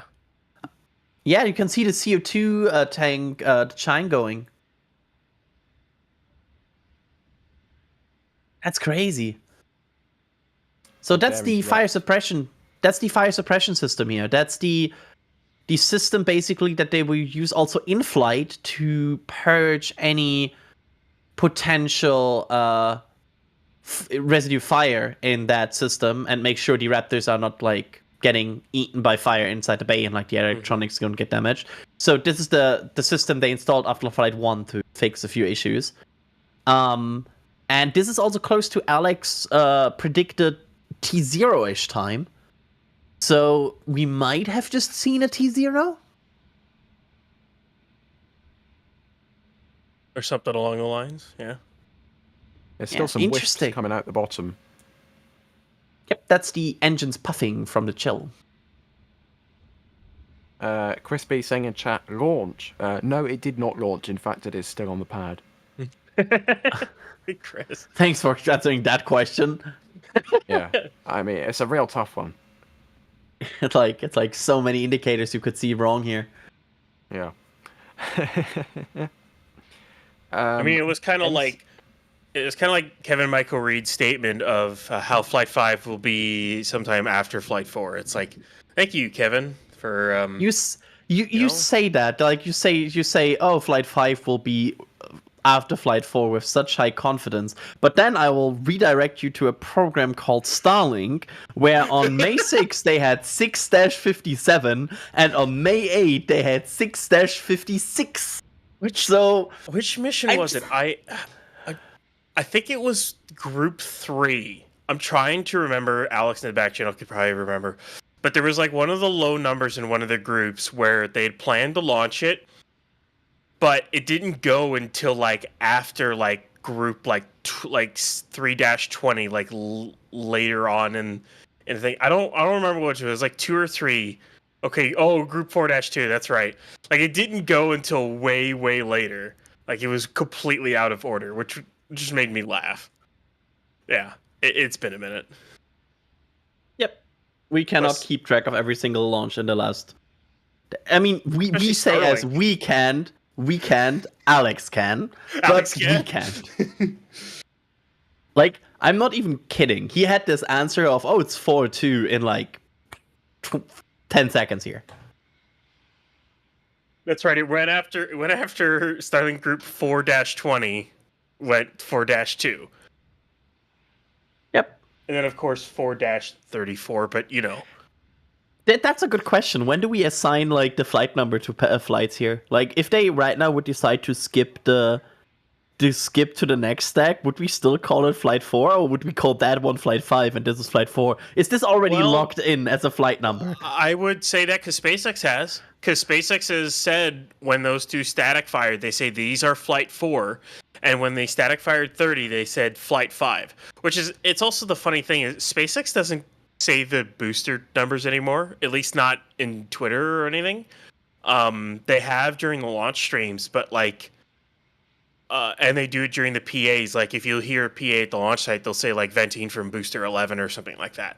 But, like, when they do a tweet about the static fire, they don't even mention the number of the ship. They just say Flight 5 or Flight 4 or 5 or whatever, which is kind of interesting. I don't know. I don't know why they don't mention it anymore. Maybe it's because they don't want to ever talk about Ship 26 again. Yeah, Kevin Michael Reed, to answer your question, what flight will ship 26 be on? There's a pad especially being prepared for it behind the mega base. It's right next to the steel cutter. Yeah, exactly. We'll take it out back. Yep. It'll take its last. It'll go to the rocket garden in the sky. There's an orbital launch pad in the sky waiting for it. Yes, where it belongs. Nova Raptor asking, who designs the patches for the store? They've been doing an amazing job. Adrian, that would be our very own Pauline. Yeah, that's Pauline. Pauline has designed every single patch from us. So fine, there's this, by the way. In case you missed it, that's our Flight 4 patch. And In case you were unaware. in case you missed it, there it is. Designed by Pauline, as always. All of our flight patches are designed by Pauline. And it, I think, looks absolutely stunning. I love the red border. I don't know why that speaks to me so much, but I love the red border. And I also love that we keep consistently the Moon and Mars stars on our patches. I love that little, like, it's our little thing that we keep on in every single patch. And absolutely amazing. It's available now on shop.nasasspaceflight.com together with all the other apparel on it. Like we have t-shirts and we have hoodies and we have zip-up hoodies and long sleeves and the mug. And we also have still some patch 1 and patch 2 down there if you go there. And yeah, this is basically a collection of all things Starship here that you could need for the flight test. So if you want to grab some of that and help us with maintaining cameras and everything and get something in return, that's probably the best way to do it. And again, that's a limited flight patch. Once it's gone, it's gone.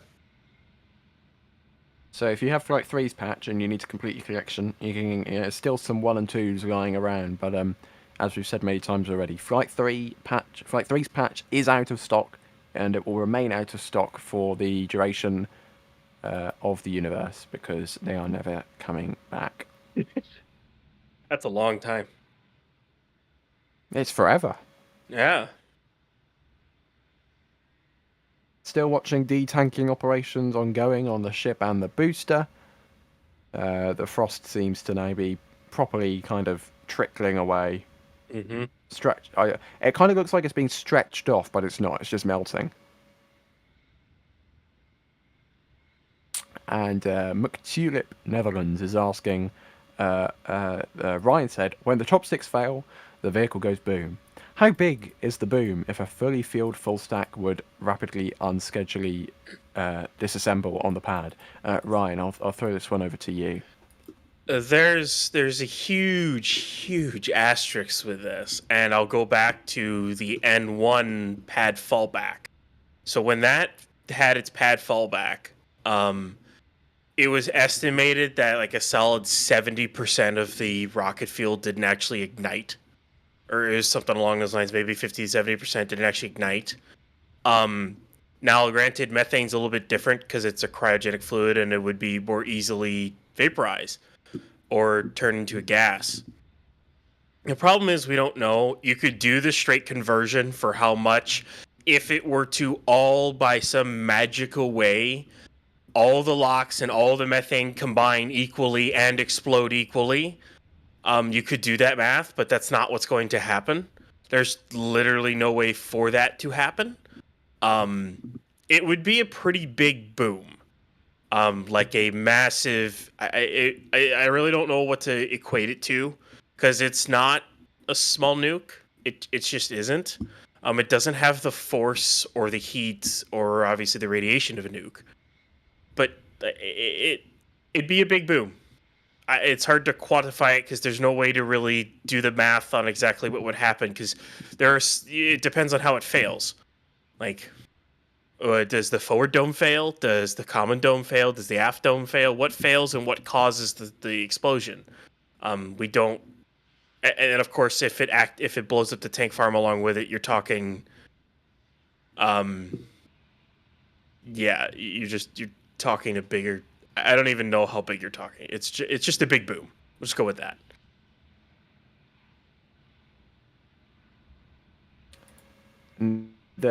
Until they do it, there's no way we can really measure it, So hopefully they never do it. But I think deep down, secretly, we all kind of want to see it. Just saying, just saying. We've been getting some more store orders. Thank you, everybody who's been getting the patch. I predicted that, and I was right. I'm getting very good at that. And also another one here. And a lot of super chats and gifted memberships and such as well. Rocky has become a Pad Rat member. There we go. Thanks very much for that. Oh, you can see zoomed in on the top of the ship. Yeah. I think we might be getting a pan down, maybe.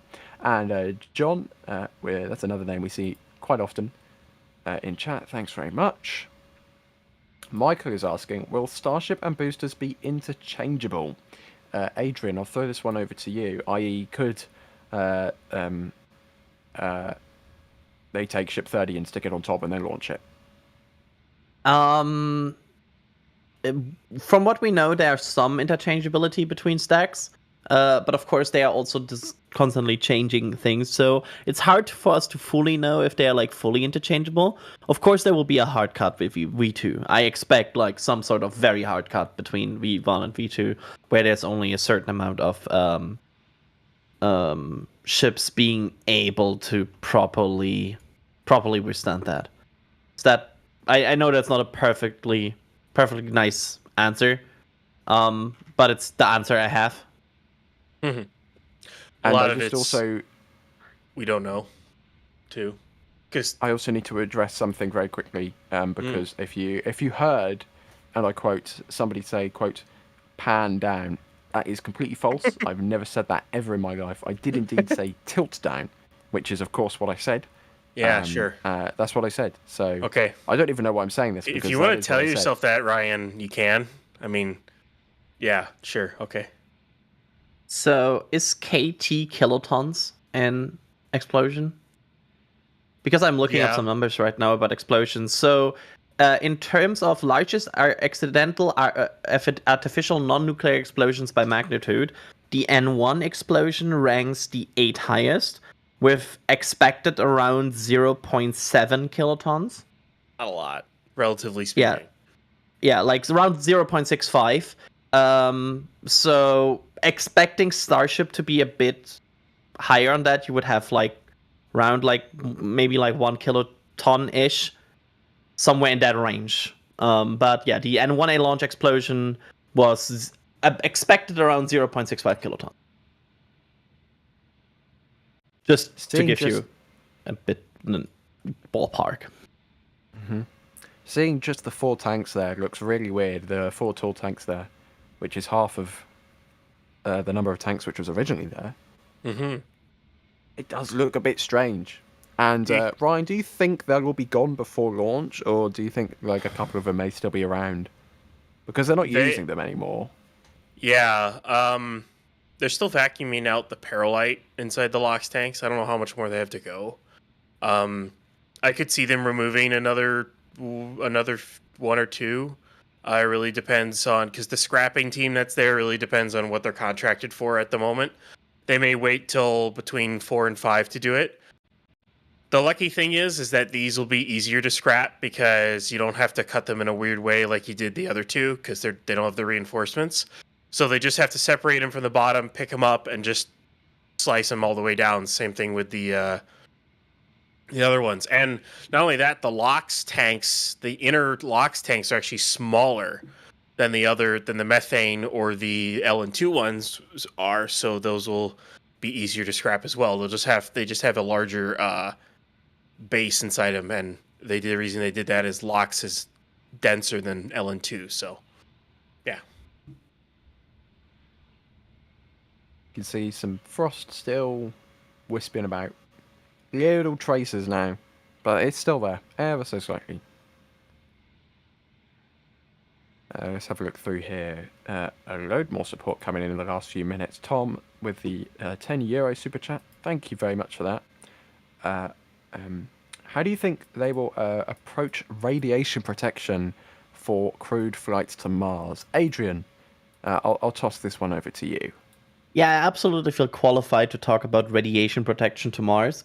So that's a perfect question for me. No, can I fully admit that I don't know? I mean, there are some sort of shields we have used in the past. I would have assumed they use similar technology. But I'm not a radiation expert, and I will not call myself qualified for this question. And Methane Man with the $5. Thank you very much for that. And Anonymous has bought the patch off the store. Let's go through here as well. Robert's also been on the store. Thanks very much for that. So is Stephen. So is James. Everyone's on the store. So is Joseph. Long live Ship 26. Unfortunately, I'm going to have to banish you now.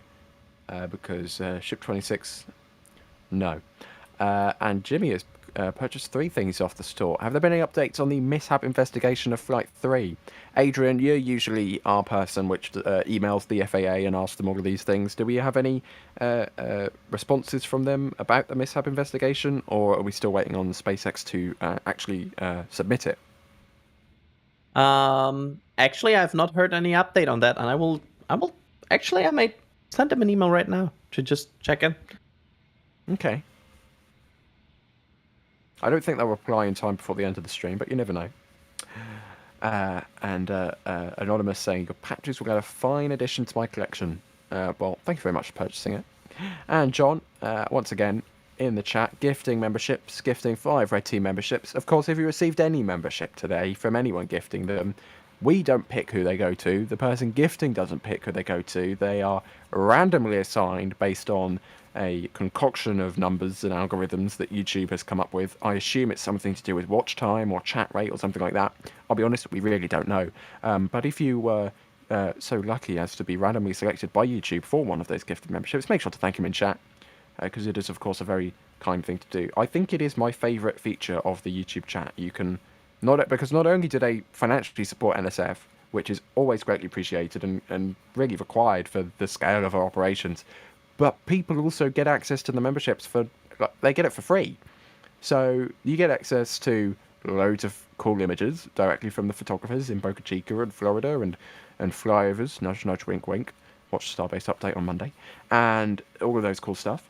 And you get it for free. So, it's a cool thing. And of course, I have to say this every time, because although the financial support is greatly appreciated and it allows us to do what we do, we are, of course, grateful for every single person in chat right now. If you're a member or not, if you're just watching, that's all we need. And we love you for it. So thank you very much for that. It's greatly appreciated. Because, as I said earlier, if you weren't here, we'd be talking to ourselves, and it would look a little bit weird. I mean, we look a little bit weird right now, but we'll look even weirder. And I see a clip of you saying "pan down" in the back channel. By the way, that has been fabricated using artificial intelligence. Jack. Joseph has responded saying 26 for the win, and Robert saying long live Ship 26. Okay, you will be in good company with Kevin, Michael, Reed with that. Altair is asking, when can we expect Flight 5 patches? Adrian! It's funny. By the way, there's another Perch CO2 test. Yeah. So they are still going for it. They are still doing... Love the textures on the booster here right now. It looks kind of cool in the duration here right now. Flight 5 patches and design. That's the answer you get. You're not getting it before there's a full stack for Flight 5. that's the answer. Can we get any leaks, Adrian? I've been noticing a pattern. Flight 1 and 2, the patches had 6 sides. And then the Flight 3 patch had 4 sides. And now we're down to 3 sides. So are we going to get a 2-sided patch for the Flight 6 patch? What's going on? We have not locked in on a final... shape yet. I'm giving you already go down to. Are you going to go down to one side and pick a circle? Is that what's going to happen? Isn't that one or infinite sides? No, it's just one side. All right. Okay. Well, the 2-sided patch could be like an ellipse.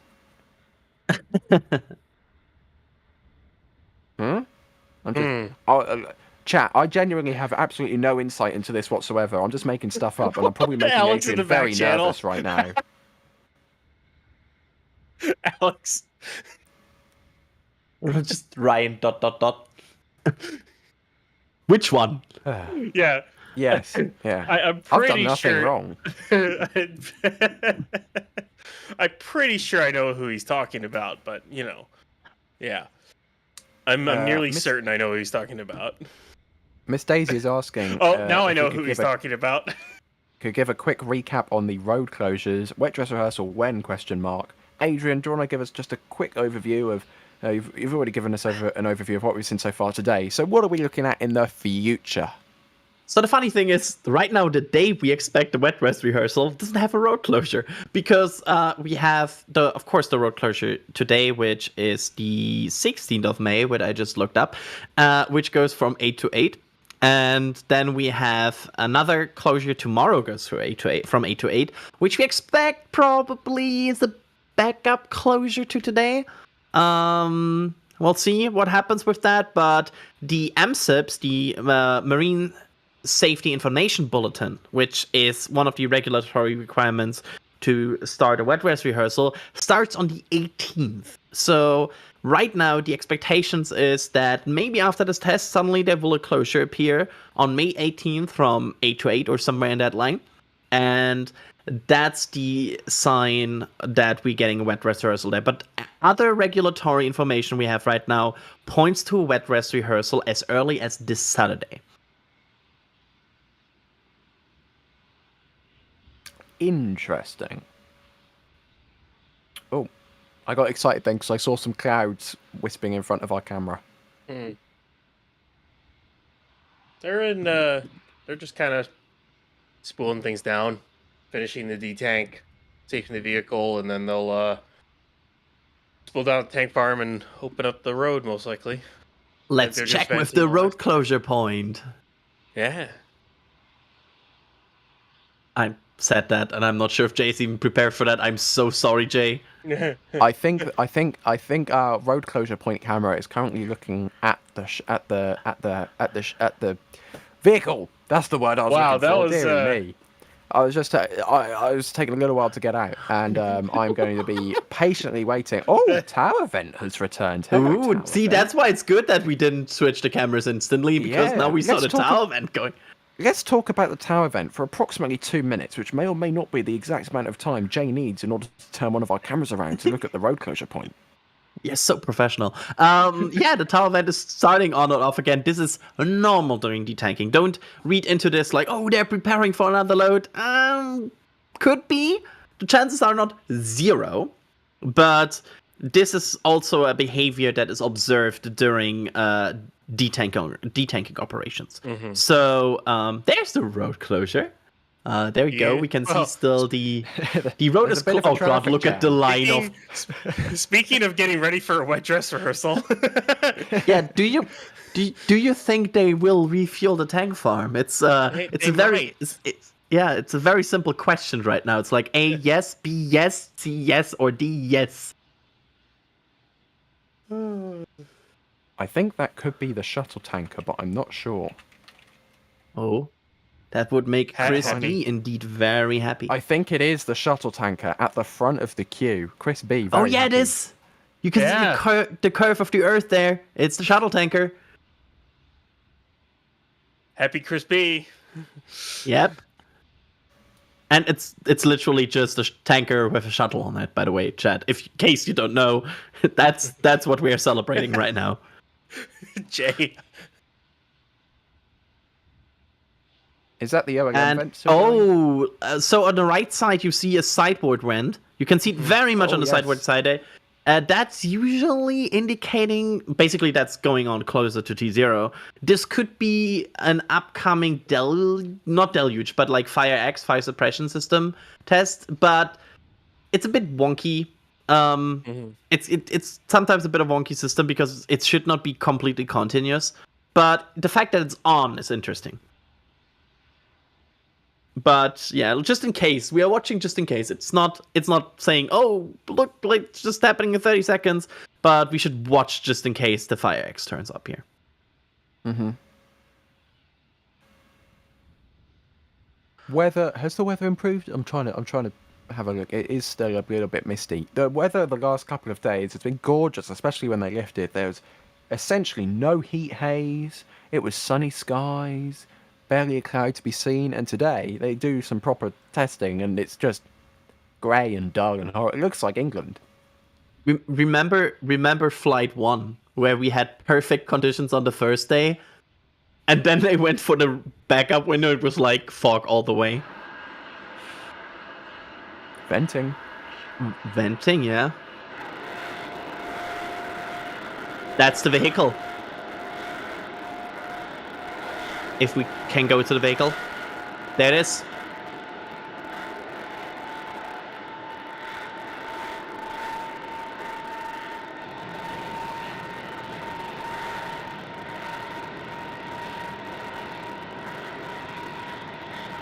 Full deep press. Yeah. There you go. Not sure if they hear us, but yes, that's a deep press.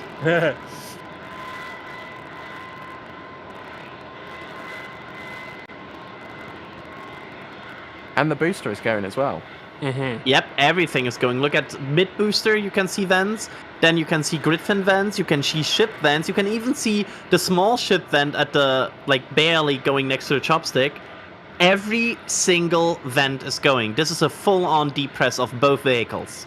Yeah, that vent near the grid fins is the new methane vent. The new methane deep vents as a whole that first appeared on 10. So, yeah. This is basically the last deep press before the tanks are empty of the vehicle. Basically, at some point, there's no liquid anymore that you can pump out, right? Because there's a constant boil-off happening in both tanks, because both liquid oxygen and liquid methane are not liquid anymore at ambient temperature. So at some point, you will have basically these tanks full on with gas.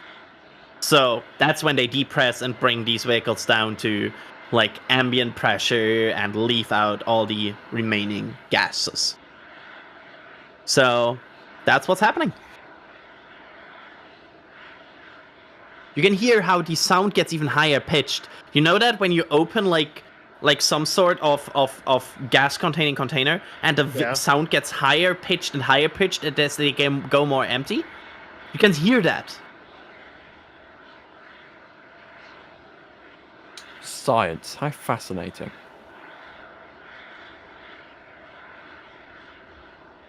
Very quickly, Aramil, when Mars landing patch with the £2 super chat. When Mars landing? Yeah, that's what I was about to say. We'll make the patch when it happens. And another store message here. Thanks very much. Oh, you're having a smoked bacon sarnie for dinner. I'm sure if Jack was on stream right now, he would be very, very happy with that choice of food. And Richie has become a Padrat member. Thanks very much for that. Hopefully you enjoy the emojis and the green name. Some people just like the green name. You know, I've genuinely seen that as a reason for becoming a member. We don't make the name green. YouTube makes the name green. Some people just like it. Each to their own, I guess. As this depress venting continues on the ship. Yep, and the next thing we will see is probably the road being opened. I'm having a look at the roadblock constantly, and I see them being around the Raptor work trailer, and there's some early signs of potentially starting to getting ready to depart to the pad, but not yet departing the roadblock. We are keeping an eye on it. Yep, certainly. But we might be close to wrapping up, but they could also start to refuel again. Like that's another possibility here. We cannot rule that out. That's why we are very careful saying, "Oh, they're done for the day." We don't know if they're done for the day. They might not be done for the day. There's a good chance they can decide to do a second test. We just don't know. Which is the exciting thing here. Yeah. So don't go anywhere. Keep an eye on it. I'm keeping an eye on it, and I don't even know what I'm talking about. Let's have a look through here. Oh, it's a shame Jack isn't on because this is an excellent question. Garrett is asking, on a scale of 1 to 10, how crispy do you like your bacon? 1 being chewy and 10 being almost burnt. Adrian, you first. I don't like bacon. Okay, you are now muted for the rest of the stream. Ryan. I like it's kind of good in the middle. A little bit chewiness. They also like that crispiness. You know, it's hard to go wrong with a good little bit of both.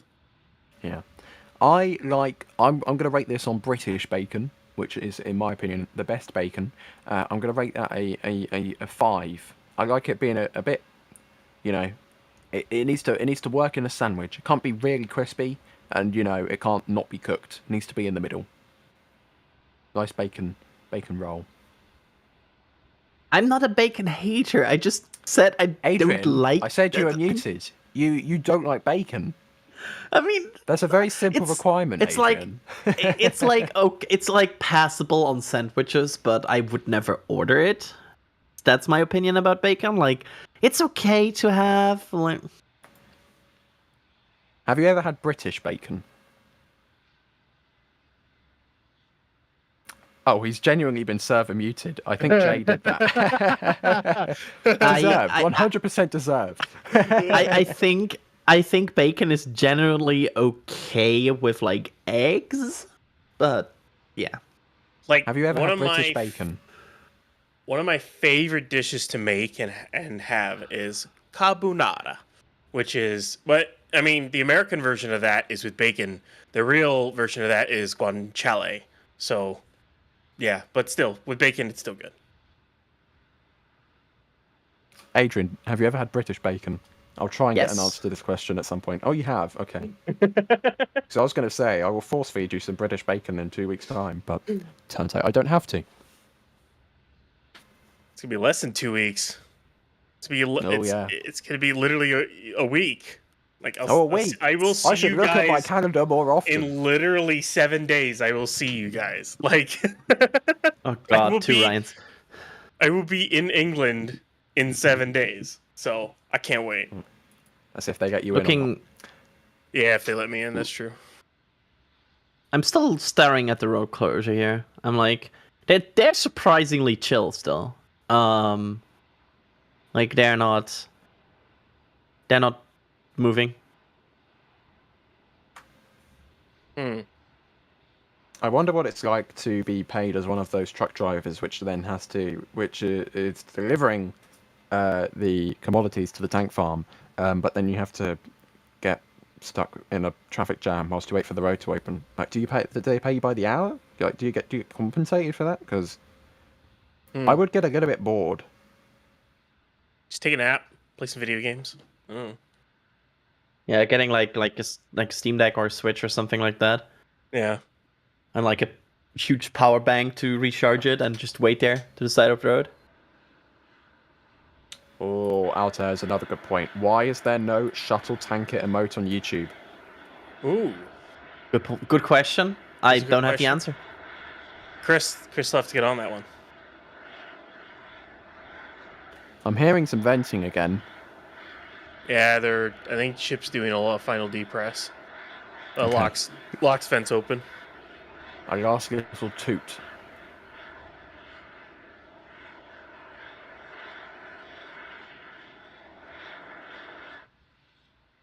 Yeah, I think the vehicles are pretty much empty at this point. So I would expect if they are 100% done, I would expect the road to open sooner rather than later. But it's SpaceX, so yeah. Mr.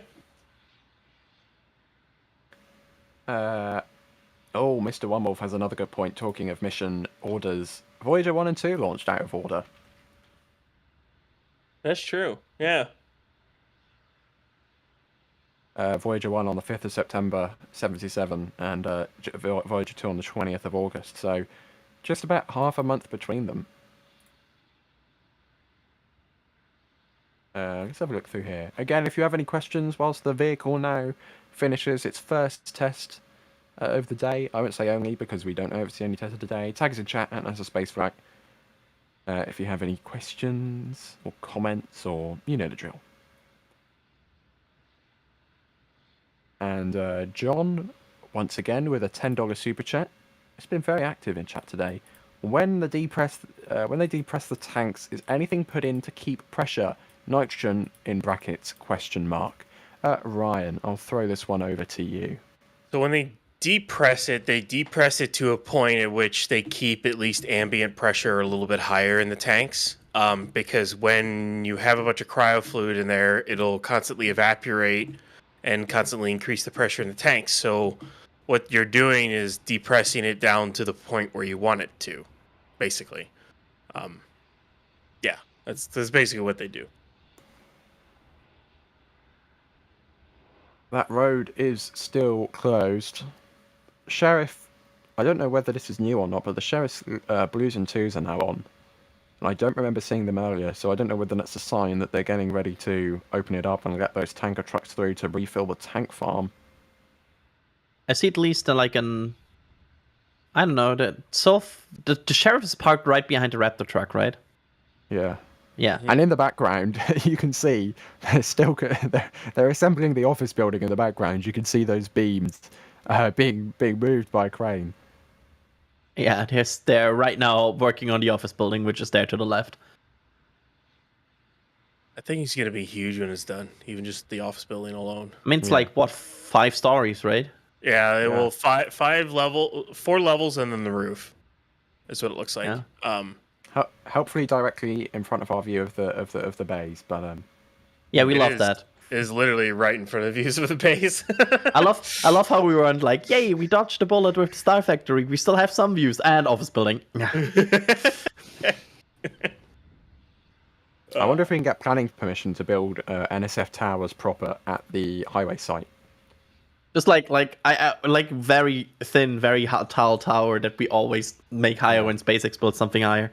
Like it's an arms race. We'll talk to Das, right?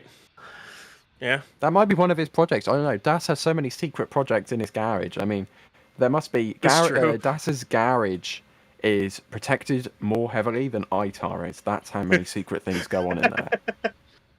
He's got DARPA level stuff in there, no, not DARPA, Skunkworks. That's what he's got. Next generation material science goes on in Das's garage. Oh, look at that.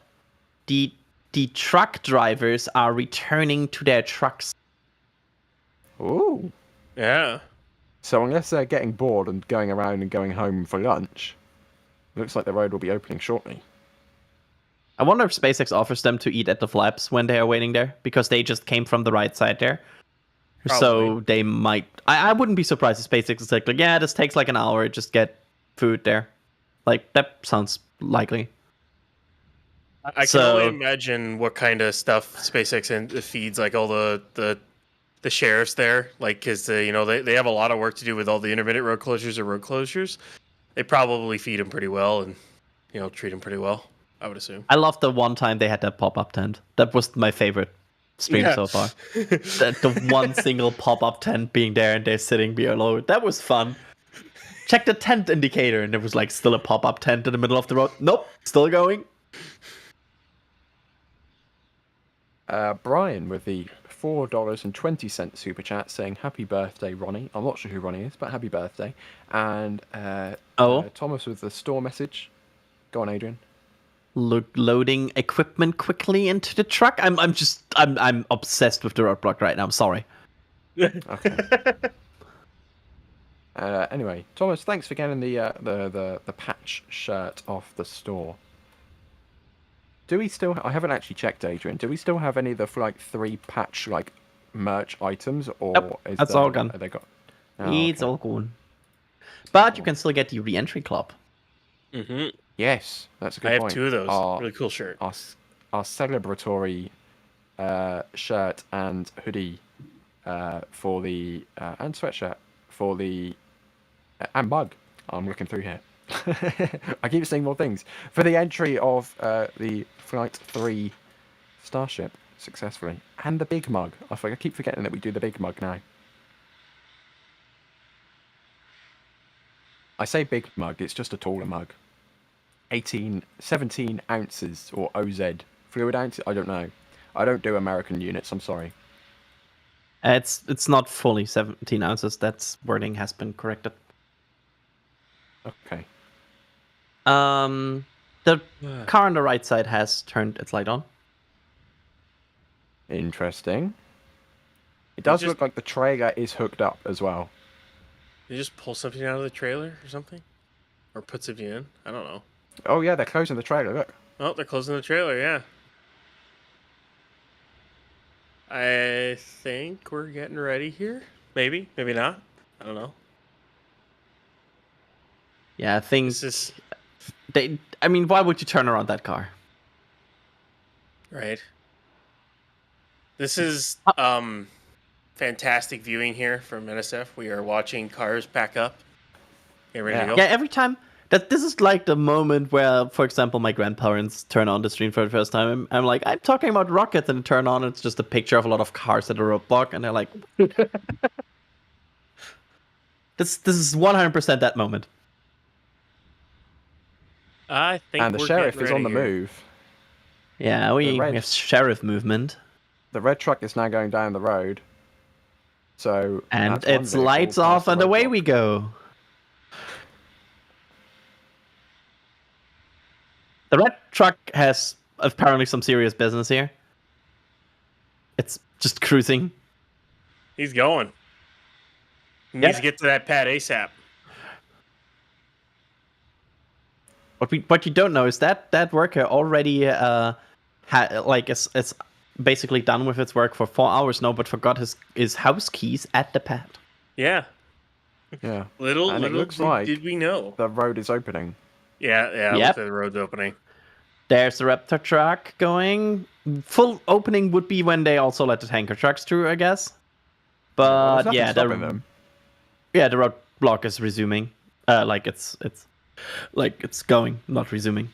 You mean the road normal road operations are resuming. Yes. Also, can we? There we go. There's the Raptor truck. Wait, the maintenance truck, I should say. Yeah. And the Wonder if they red have- truck should arrive at the pad very soon. Yeah, I wonder if they have like a setup in there with like a screen and stuff like that, and snacks in that truck, and that's why they put it at the roadblock, just so they kind of hang out. You know. There's also an SPMT on the way, on road, driving down the highway, behind that truck there. That truck with its It flashing looks like a lights. 16-axle SPMT too. Yeah. And See where the it Interesting. goes. That's for like vehicle transport, right? Yeah, that's vehicle movement size. Yep, road full open. Yeah, here they all go. Yep, there we Better go. refill The tank tankers. There's shuttle tanker. Maybe we can get like a drive by of the shuttle tanker. Is Gage ready with his Mars track? We'll find out. First cars arriving at the pad there.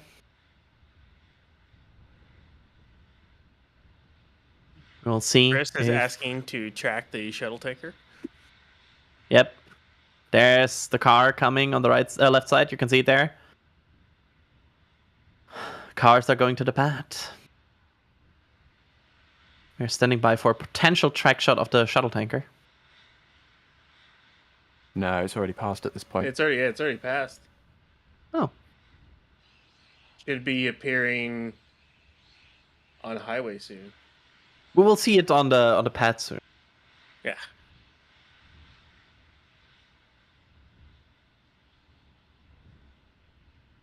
So I don't that know is why just the one other- tanker that has gone down. I don't know why the others has just sat there. Maybe they gotta wake up. I don't know. Maybe they're still having lunch, and there's two more arriving in the background. I'm seeing a preparation of a track of the shuttle tanker. Let's see There if you it go. happens. Full zoom, waiting for it to come. Looks like the SPMT went to the SPMT yard near the payload processing facility. I wonder why those tankers aren't moving. It's turned into truck and tanker watch now. There's He's the next moving one now. moving. Here we go. There it goes. Very scary. It's pulling right in front of our cameras. We won't be able to see the shuttle tanker. Very inconsiderate. Very inconsiderate. It'll pass right by Yeah. though. It'll go because Yeah. it's gonna go to the OTF. So We will stay alive until the shuttle tanker has passed this camera. yes, That's a promise. yeah. You can't park there. Yeah. You can't park there. It's like, I love the compilations of that meme. hey, park hey, can't park there. Wonderful. And it's like a car that's off the road. It's like what? Or a car in a place that it's utterly not supposed to be. It's like you can't park there. Perfect. Absolutely perfect. Why is just Nightbug just saying you can't park there? Is that a comment we have?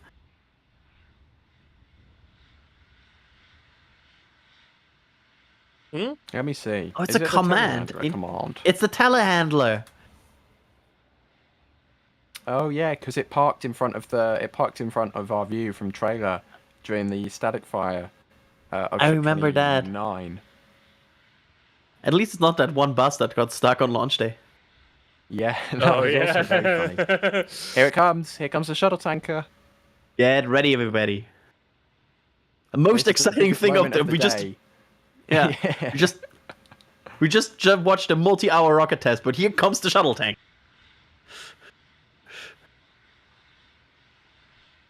Get ready, Chad. Oh, is that Here it comes. car still? Oh, don't you locked? dare get in the way, you white ram. No. No. What? Oh, my days. Well, at least it's going past. There it is. In all Shuttle glory, tanker. the shuttle tanker. This is like a roller Have we coaster of emotions. Of will we be able to see it? It's Are great. they shutting down this part? Is there another traffic jam? It's Boca. There's a lot of traffic jams. That's true. Here it goes.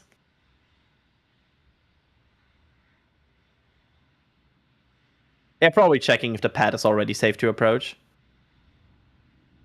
He's got his window open. He's talking to that guy there in the road. He's pointing his It's- walkie-talkie around. Crispy's loving every single second of this. Yeah, I know he is. And as the tanker now passes trailer, heading to the tank farm fill-up station, here it goes. Ryan, first of all, thank you very much for being on today. Oh, it's a pleasure as always, Ryan. You know, I always love Starbase streams. Always a ton of fun. You never know what's going to happen. You know, crazy kind of prop loading, but it's always cool to watch.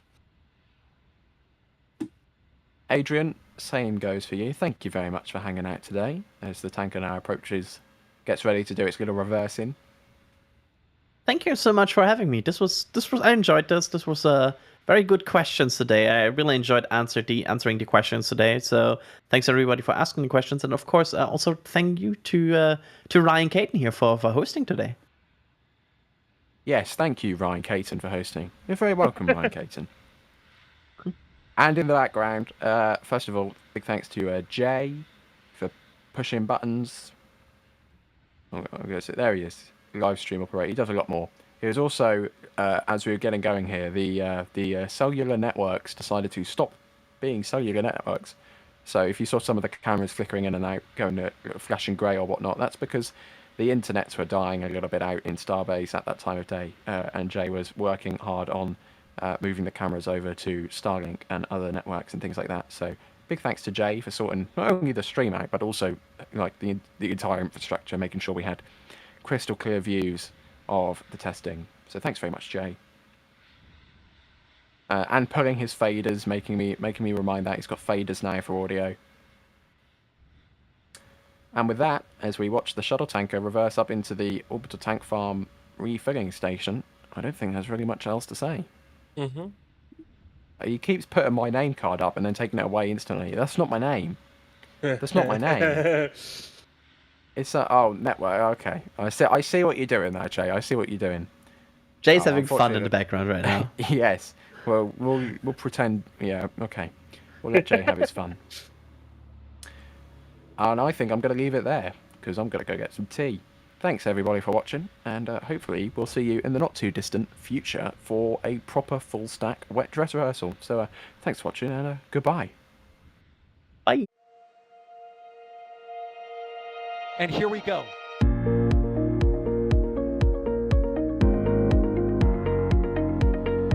We have liftoff. Propulsion continues to be nominal. RS-68 chamber pressure looks good. Rolling up. Roger, roger, planet.